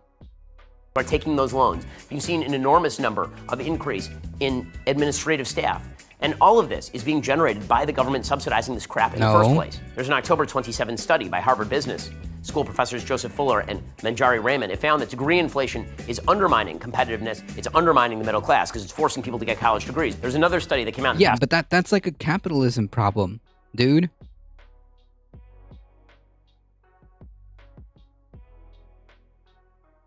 Yeah, Cosmo is a tech college thing. Okay, yeah. There we go. So what is he complaining about? Like, none of this makes sense. Jesus years from the New York Christ. Federal Reserve. And what it found is that for every dollar that was spent on federal subsidization of education, the price of education rose somewhere between 55 and 65 cents. Not a shock. When you subsidize things, the price goes up. So when Joe Biden says, let's just get rid of the debt, let's get rid of all the college debt, what do you think is going to happen? Okay, again, we're 8 minutes into this video, and we still haven't found how this is how loan forgiveness is theft.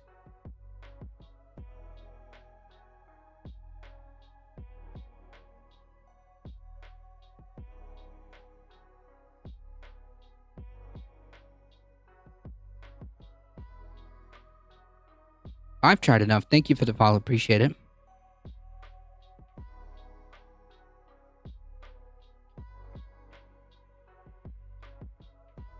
I think Ben just said to stop fossil fuel subsidies. Oh, yeah, that's a good point.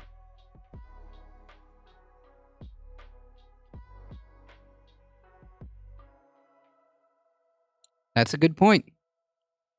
Didn't he just complain? He just made like the argument that Joe Biden is responsible for gas prices being, high. But then simultaneously later on makes the argument that subsidies make prices go up, right? So we should stop all fossil fuel subsidies, right? Right?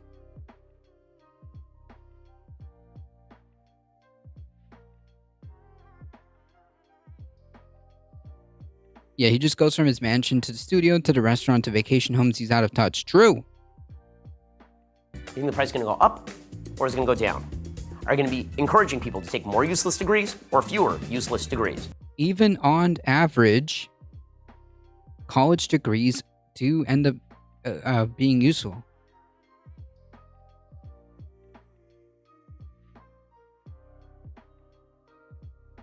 Actually, why are fuel prices high in the US? Are you not fuel self-sufficient? You want to really know who gets under my skin? Tim Pool. Yeah, Tim Pool gets under everybody's skin, okay? He really makes me question the intelligence of Harvard grads. I think he absolutely knows what he's doing. I think he knows what he's doing. He's doing this shit on purpose. He thinks that people won't, take 5 seconds to scrutinize the bullshit that he's saying. Because people don't. Are you going to be encouraging more people to go to college to get that degree in lesbian dance theory and pay Again, those... that's like a straw man. That's a straw man. That degree doesn't even exist. diversity, equity, Sorry, I think it's not really like a straw man. It's more like a Mott and Bailey. inclusion administrators a lot of money, or fewer. This is a scam. So much of this is just an unbelievable scam. And it's driven by people who are college educated. The scam is the whole profit motive.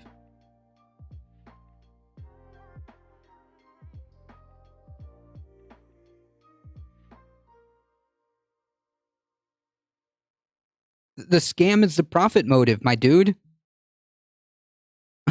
Okay.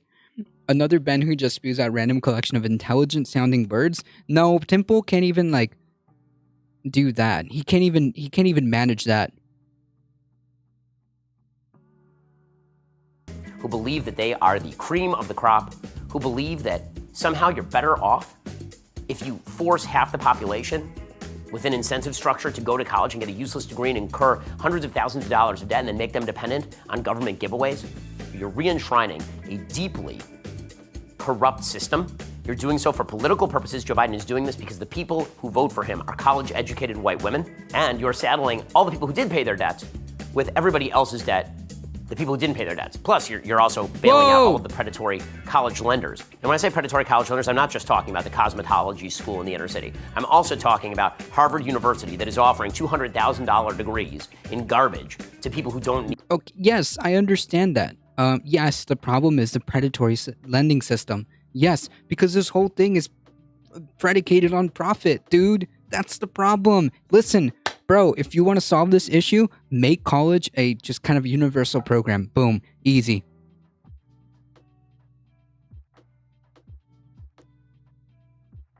Tim's primary skills wearing a beanie no matter how hot. Listen, I resent that comment, okay? Because I wear my beanie.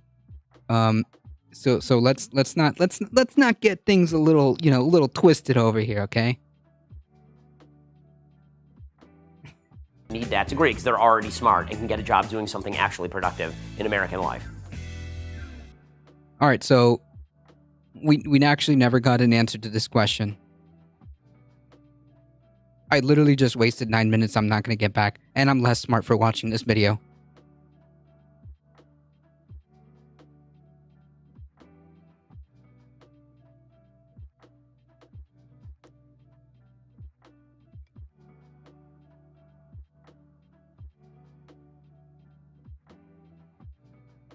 Have you heard the songs? Unfortunately. I heard a piece of it, okay? I heard a piece of it.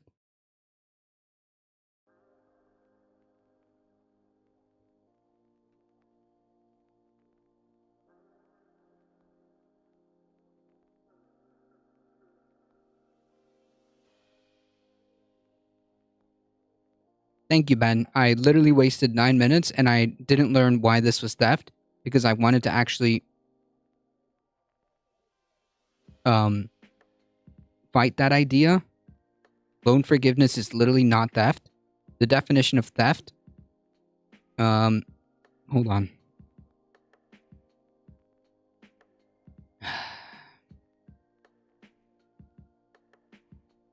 So the definition of theft is actually the action of or crime of stealing.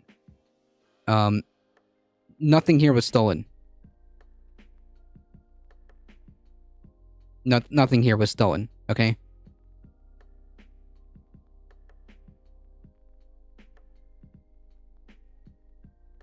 Can we wrap Shapiro up in his daily wire, toss him in a ditch? That's funny. It's an awful video. He didn't even pretend to answer this question. This was a waste of time. Why are you putting out videos like this?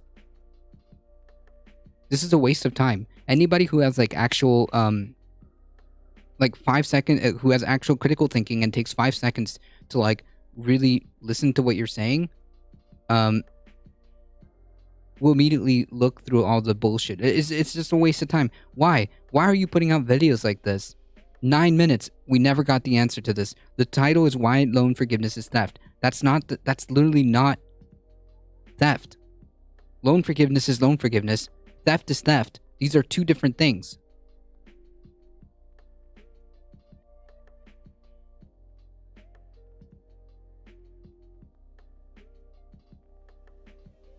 anyways, what I wanted to go over is, of course, nearly half of the U.S. governors, all Republicans, demand Biden withdraw student loan forgiveness because they're all big ass mad for absolutely no reason. Because finally, like, Joe Biden did something that was incredibly popular, and now they're ass mad. That's literally all this is.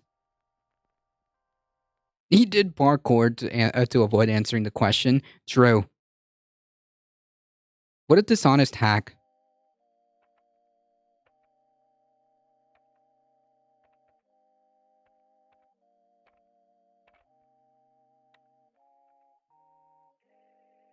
Because it's taking money from loan servicers?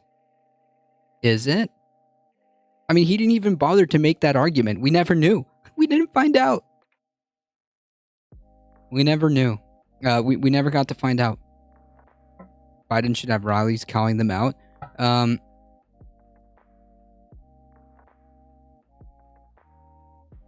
It would be nice if the White House and the Biden administration would, do PR campaigns as to how this is important. And even though, like, I understand that, like, the loan forgiveness really wasn't that, like, much in the grand scheme of things, and like the Republicans are just so ass mad, and like the loan forgiveness wasn't even like that much. Okay, the loan forgiveness wasn't even that much.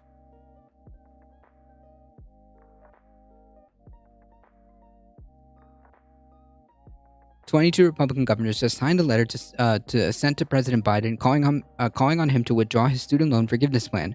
In the letter, dated on Monday, governors wrote that they fundamentally oppose Biden's plan to force American taxpayers to pay off the student debt of an elite few. It's not an elite few. What? If it was elites, they wouldn't have student loans. Why would elites need student loans? Student loans are for the people that can't afford it. This makes no sense. This makes no sense.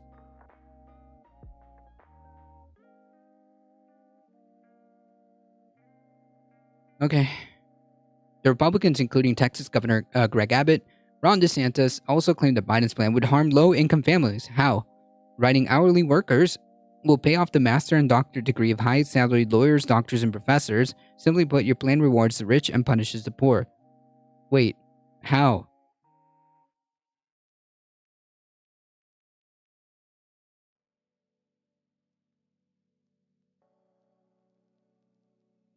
The loan forgiveness is just for federally held loans? I don't know. I think it was like it's across the board, isn't it? 10,000 across the board. But if you have Pell grants, you get 20K off the top. It would be nice if we could have the VP doing rallies and the VP had an ounce of charisma and could string together two sentences without tripping over her words. Yeah, that's a good point. The Republicans, including the Professional Clown Show in Texas, Greg Abbott, Governor DeSantis, also claimed that Biden... Oh yeah, we read this. This is bullshit. This is bullshit. White House spokesperson Abdullah Hassan said that these same Republican governors didn't seem to object when their Republican colleagues in Congress passed a $2 trillion tax giveaway for the rich and or had hundreds of thousands of dollars of their own small business loans forgiven. Damn, based. That's the kind of shit we need. Nice. While Republicans elected officials to try to keep the working middle-class Americans in the mountains of debt, President Biden is committed to delivering relief to the borrowers who need it the most. Late last month, Biden fulfilled a key campaign promise. I don't know if he fulfilled... okay, whatever. Announcing that he would cancel at least 10,000 in student debt for millions of federal borrowers, as well as 20,000... Oh, okay, wait. Hold on. Maple Leaf Dragon, I think you're right. Sorry, the Simulacra, I think you're right. This is for federal borrowers and 20,000 for Pell Grant recipients.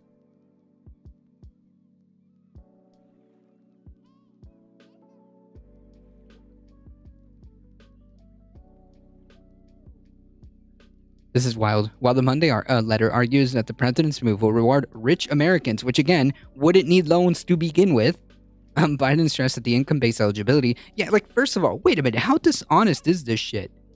How dishonest? They said that this will reward rich Americans, but there's an income cap at $125,000. If you make more than $125,000, you don't get this loan forgiveness. If you make less, then you do. So it doesn't even make sense. It doesn't even pass the sniff test.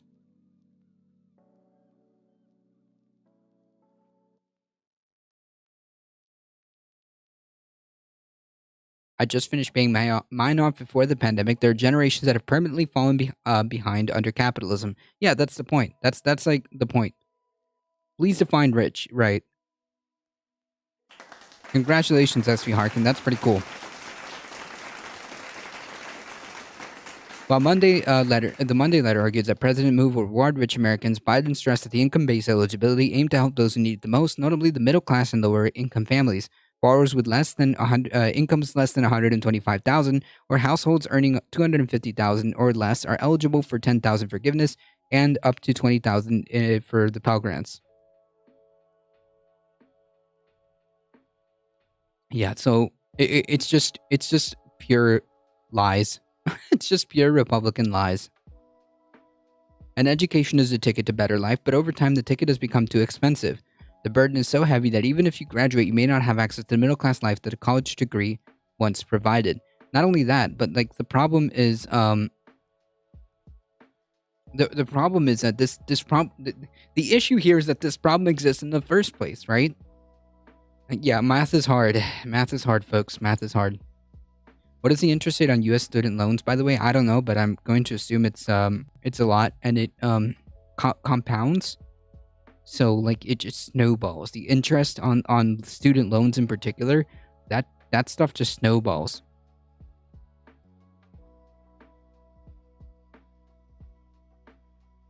While many applauded the president's move, expected aid up to 43 million borrowers, other activists said more relief is needed. True, progressive Dems, unions, and liberal groups have urged Biden to cancel at least 50,000 in loans, or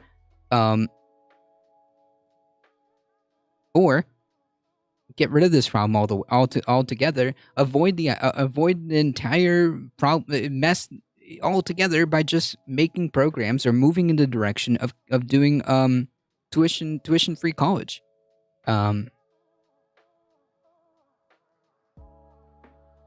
So we don't have this problem to begin with.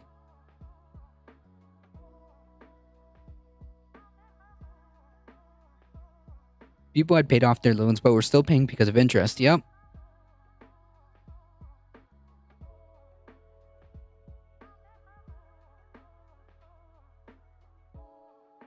A friend of mine waited until after he was married to tell his partner how much he owed for medical school. Jesus. In Sweden, we have 0% interest for student loans, although we are raising it to 1%. Wow. It just shouldn't be a thing. I'm sorry. Biden's announcement also prompted GOP attacks, with many Republicans slamming the president for the relief of potential impact on the economy and pointing to those who had already paid off their loans. Yeah, listen, Social Security didn't exist, so it wouldn't be fair, so we should just, like, not have Social Security. Okay, nice meme.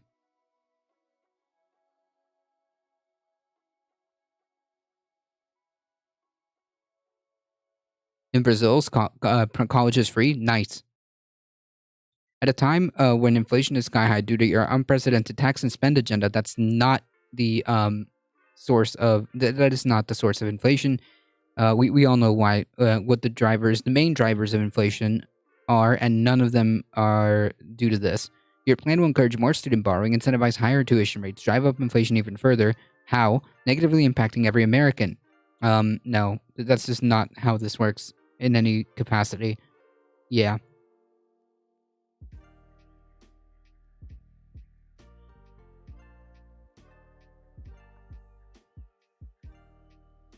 Oh, what? You don't pay? Oh, okay, I see. You don't pay for the actual education. It's just for the housing. You can't. If you can't repay it, then they'll just wipe it. Nice. Damn. Based. Yeah, just don't go to overpriced schools. Economics will drive the tuition down.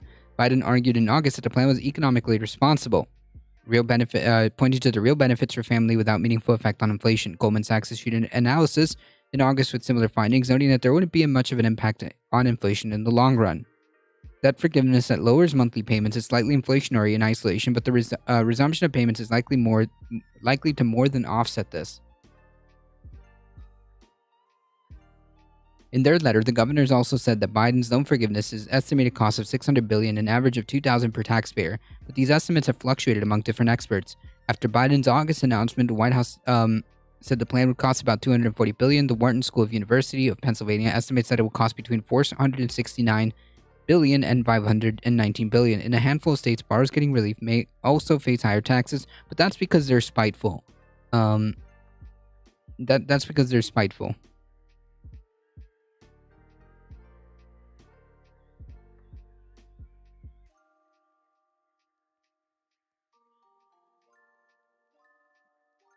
Sourcing. Inflation occurs when production of new services and products is unable to meet the spending of new money. It's a bit more complex than this, but that is the main driver. You only have to pay back if you... Oh, okay, I see. Here you can get some money for the government, but it's harder right now, but it's not a loan. You only have to pay it back if you drop out. Gotcha. How's it going?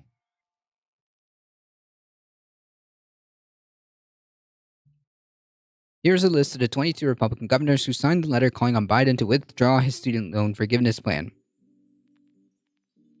Kay Ivey, Alaska. So Alabama, Governor Kay Ivey, Alaska. Mike Dunleavy, Arizona. Doug Ducey, of course.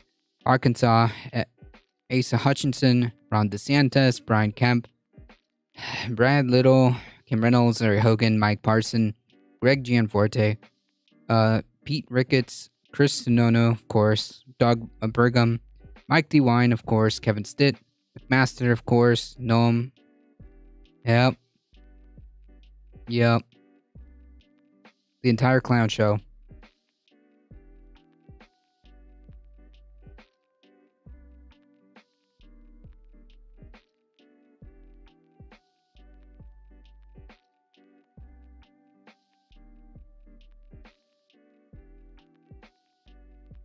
Okay. Disabled voters win in Wisconsin, legal fights elsewhere. Trudy LeBeau had voted in every major election since she turned 18, a half a century of civic participation that has gotten increasingly difficult as her multiple sclerosis progressed. Now, with no use of her arms or legs, the Wisconsin woman relies on her husband to help her fill out and return a ballot.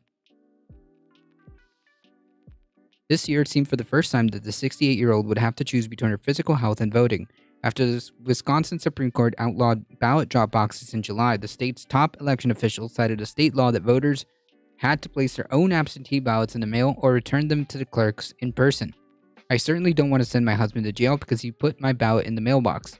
I would have to find some way of putting my ballot in my teeth and carrying it to the clerk's office. Fortunately for LeBeau, and she and other Wisconsin voters with disabilities can get help they need to return their ballots this November after a federal judge last month ruling that the Voting Rights Act, which allows for voter assistance, trumps state law. Nice.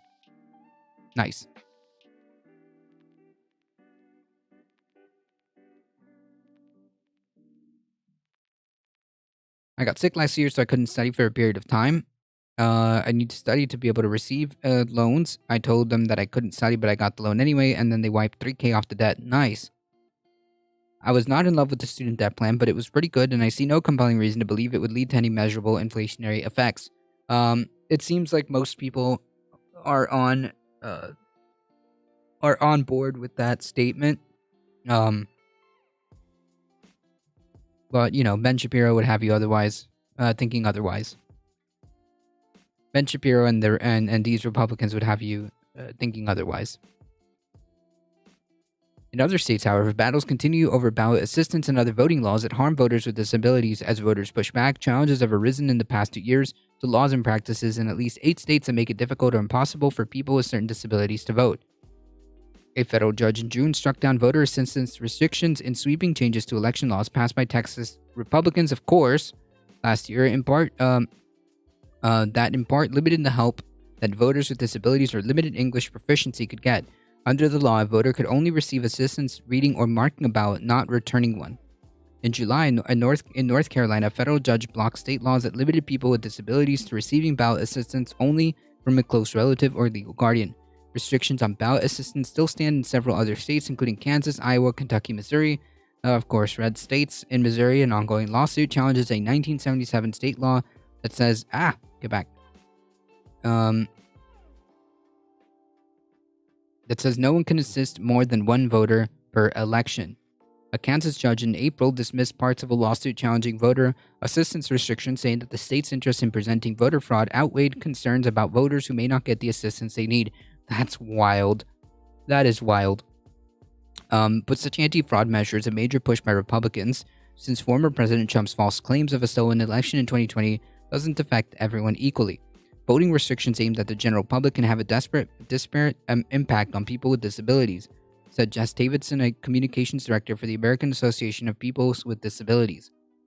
Voters and state agencies in Alaska, New York, and Alabama have also raised challenges to absentee voting programs that don't provide accessible ballots for people with visual impairments or disabilities that make it difficult to fill out a print ballot privately.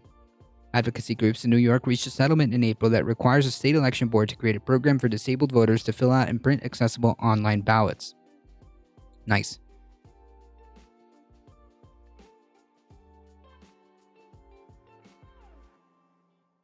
This whole issue was absolutely ridiculous to start out with. It shouldn't matter if you need assistance returning your ballot.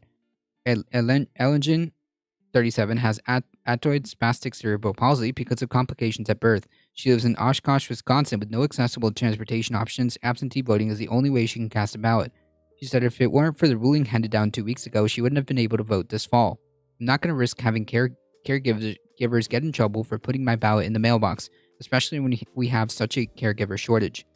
Republican lawmakers have yet to offer any resistance to the Wisconsin ruling, but Wisconsin Institute of Law and Liberty, a law firm that frequently litigates for conservative causes, raised concern that the ruling could perpetuate fraud. Again, if you hear these clowns talk about like voter fraud and the need for protecting the integrity of blah blah blah blah blah blah blah whatever, the first question that you need to ask these people is can you point to me the examples or can you point to me the source of the issue that would require this to be addressed, and then will this address that problem? Will your proposal, with your policy, address that problem? So A, show me where the problem is, because you're claiming that there's a problem with fraud or whatever bullshit.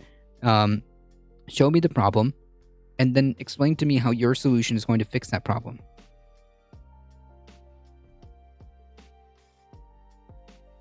They unsuccessfully pressed the Wisconsin Election Commission to require anyone returning a ballot on someone else's behalf to sign a statement saying the voter has a disability and require assistance. Davidson of the American Association of People with Disabilities called the argument that voter assistance will lead to fraud simply inaccurate and motivated by anti-democratic interests. Yeah, that's it. That's really it.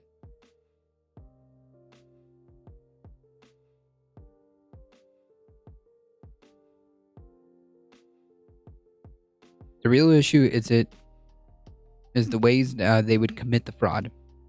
Martha Chambers was paralyzed in a horseback riding accident 27 years ago. She uses her mouth to hold pens and paintbrushes and mouth sticks, which allow her to use a computer. Chambers also relies on a power wheelchair to get around. Because she can't use her arms, she's unable to return her own ballot to a mailbox or polling location. A caregiver returned her ballot in Wisconsin's August primary, and Chambers said she joined the lawsuit so it wouldn't be illegal in future elections for caregivers to give such help. Why did we even have to go through all of this to begin with? Our lives are difficult enough with the challenges that we have on a daily basis. That's because Republicans don't give a shit. That's really what it is. Anyway, time to head off. See ya. Thank you so much for stopping by. I appreciate it.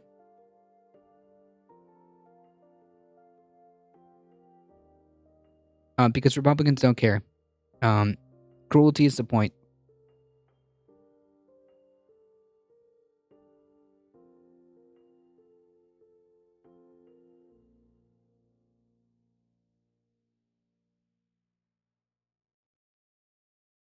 Moderates fleeing U.S. House, setting the stage for more Washington gridlock. Let's see. Moderate members of Congress, members of U.S. House Representatives, are leaving office at twice the rate of their more partisan peers this year. A Reuters analysis found likely deepening the Washington gridlock during President Joe Biden's next 2 years in office. The number of incumbent House members retiring or who lost a party nomination contest is at a 3-decade high, after a once-a-decade redistricting process that eliminated more than a dozen of the country's dwindling number of competitive districts. Now, all 50 states have finished their nominating contests. 13 of Congress's 50 most centrist members, about 1 in 4, did not seek re-election or lost their primary, ensuring that they will leave office by year's end. By comparison, only 1/8 of other incumbents will not appear in the November 8 ballot, with the majority running in politically safe districts.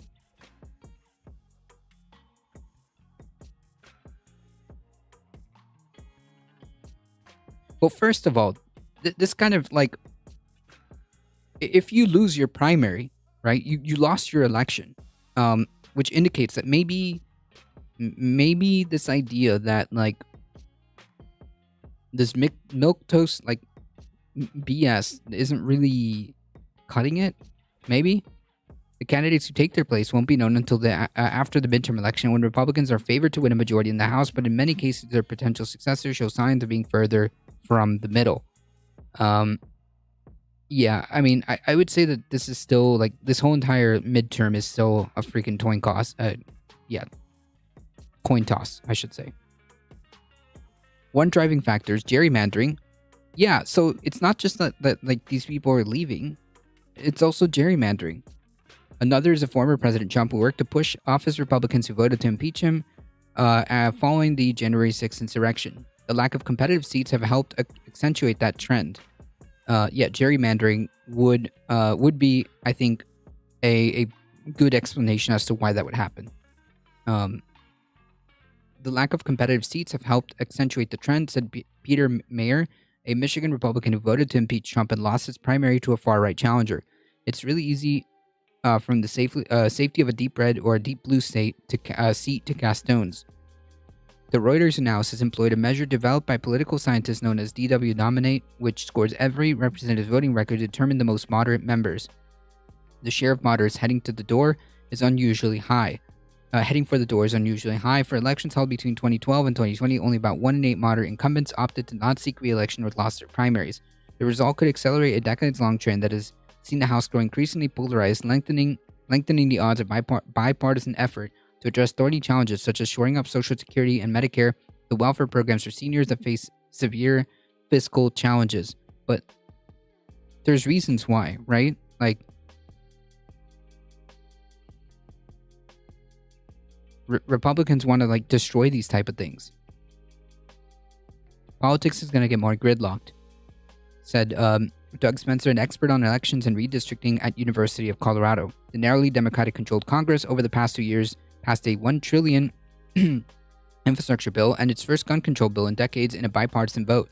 The Democrats also passed a $1.9 trillion COVID relief bill in March of 2021 and a $430 billion climate and drug price reducing bill using a parliamentary maneuver known as reconciliation that let them bypass Republican objections in the Senate.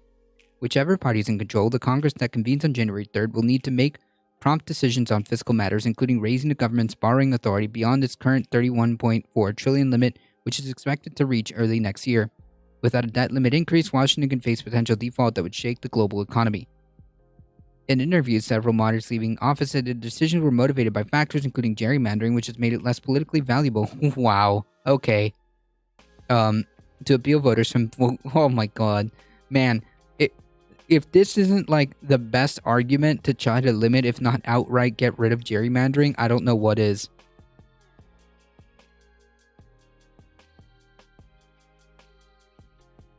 Take that in for a second. Take that in for a second. Yeah, because of gerrymandering, which has made it less politically valuable to appeal to people like across the board. Yeah, I guess I'm out. What? Okay, cool, nice. More than 4/5 of the House, 435 districts, as they now stand, were won by Biden or Trump by more than 10 percentage points in 2020, making it harder for a lawmaker from the other party to mount a viable campaign. That drove some members of Congress, such as Tennessee Democrat Jim Cooper, to not seek re-election at all. Tom Suozzi, a moderate Democrat from New York who opted to run for governor rather than seek re-election, said gerrymandering was producing more ideological radical caucuses. The only way to lose the safe seat is to lose the primary. Republicans pander to the far right and Democrats pander to the far left. Do they? Do they? I don't think that that's really that true. I don't think that, like, on a broad scale across the board, I don't see the Democratic Party really pandering to the far left. I just don't see it. I know there have been instances where that may be the case, but like it's nowhere near the same, right? Like the Republican Party is just pandering to the far right. They are just that. Come on, folks.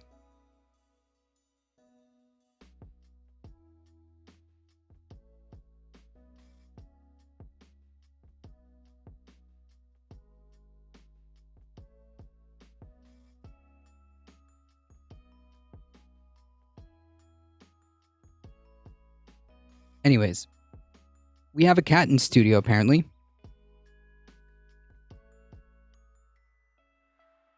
Yeah, so I don't think that necessarily like that's really that much of the case, right? I mean, we've seen how like any real like any progressive type of candidate usually gets pretty pretty squashed fast. Mostly. In respect to what the far right is, I'd say it's accurate, although I'm not sure what the objective is here because they're making a statement about policy rather than relative ideological positions. It would be my technical answer. Yeah, I mean, like,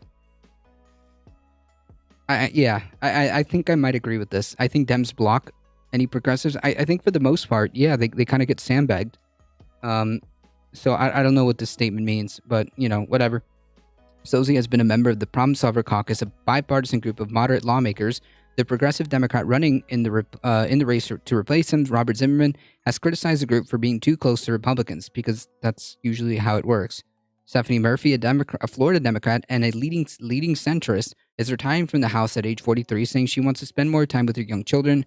She said believes both parties have become less tolerant of dissent. Really?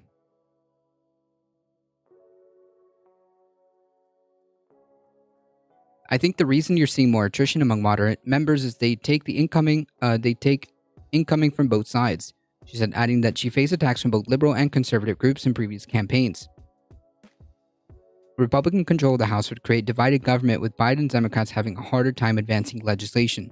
The push by Trump-backed candidates echoes the 2010 midterms, when small government to Tea Party activists drove massive Republican gains in Congress while moving the party further to the right.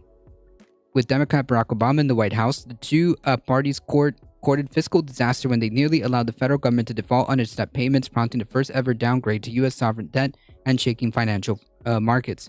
Cherry Bustos, an Illinois Democrat and leading centrist who's retiring this year, said January 6th insurrection only deepened the distrust between parties.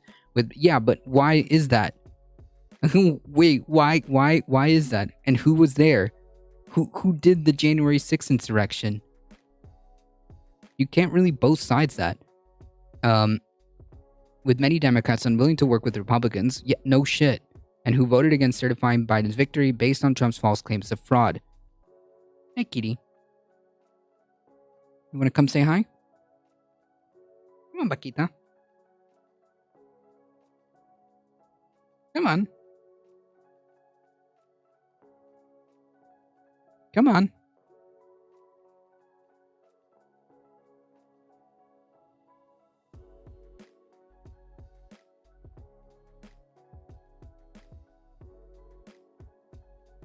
Come on. Come on, kitty.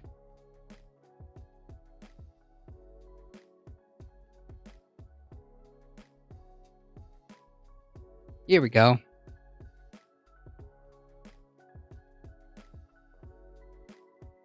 Basically, what I mean is the author is referring to the far right and left based on policy position rather than just being polar opposites on compromise. So in that instance, no, the Democrats don't pander to the quote far left, but the Republicans arguably do pander to the far right. Yeah.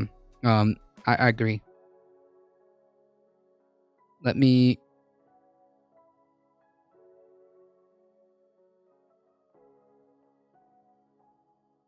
Folks, if you hit the follow button, you get 5 free emotes. And one of them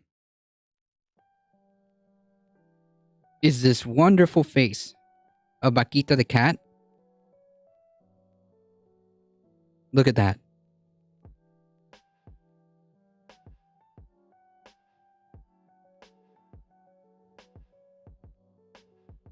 Oh, the mic's not picking up her purring.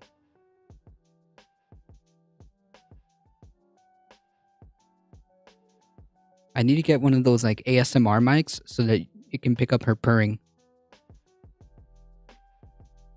Yeah, I agree with you, James.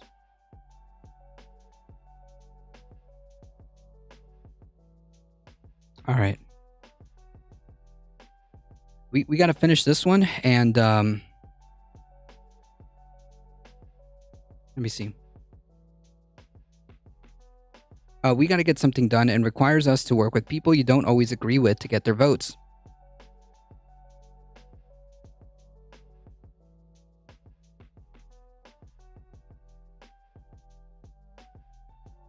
If you want to just take a look more at analyzing this, James, maybe you'd be the person to break it down, and kind of read it on your own. There's the article.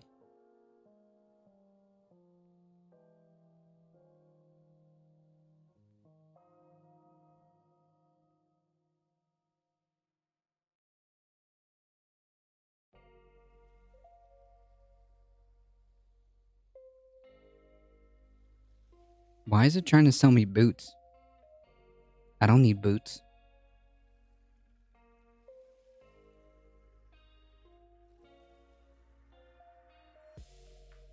All right, folks.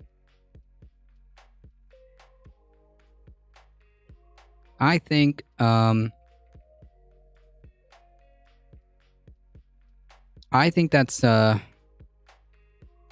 it for today. Tomorrow we're gonna do we're gonna do this one because this is an interesting video. We're gonna do this one. This guy has a great channel, but ooh, careful, kitty. We're gonna do this one. Stop trying to. Hey, there we go. We're gonna do that one tomorrow because we're a little bit pressed for time today, but that's okay. Folks, if you enjoy the content, don't forget to hit the follow button. It really does help us out. Spread the word far and wide that this is the chillest place to be for the news and politics. We're here Monday through Thursday, 5 p.m. Eastern Time. Join us on Sundays around noon Eastern Time for Sunday Fun Day with the co-host. We've got a lot of things brewing under the surface. Join the Discord if you want to keep up for any updates on the channel. If you guys have a second, I would really appreciate if you hit the subscribe button on the YouTubes. It does help us out. And spread the word far and wide. Definitely gridlock and partisanship are a nasty combination because they create a feedback loop. True. The more people get desperate for policy and bemoan inaction, the more they lean on increasing radical spokesperson to represent them. True. Thus widening the grease line, yep, and so on and so forth. Yeah, and also it doesn't help the whole gerrymandering stuff, which kind of incentivizes this whole thing too. But yeah. Very good system. It's working, guys. It's very good. Nothing to change here. Everything's working. As always, folks, please stay safe. Please take care of each other. I love y'all, and I hope to see you guys in the next one. See ya.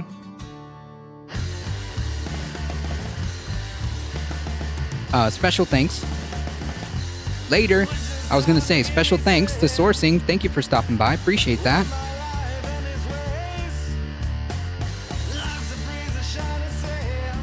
Thank you for all the new follows. Thank you for the biddies.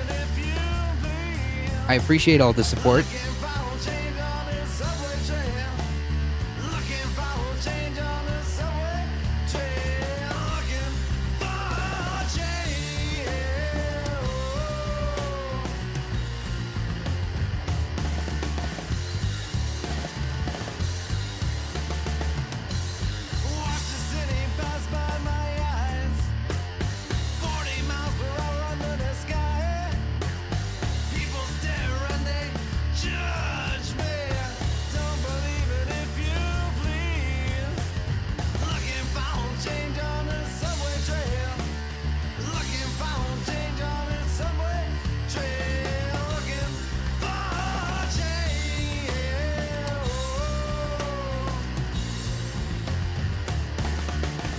Alright, folks.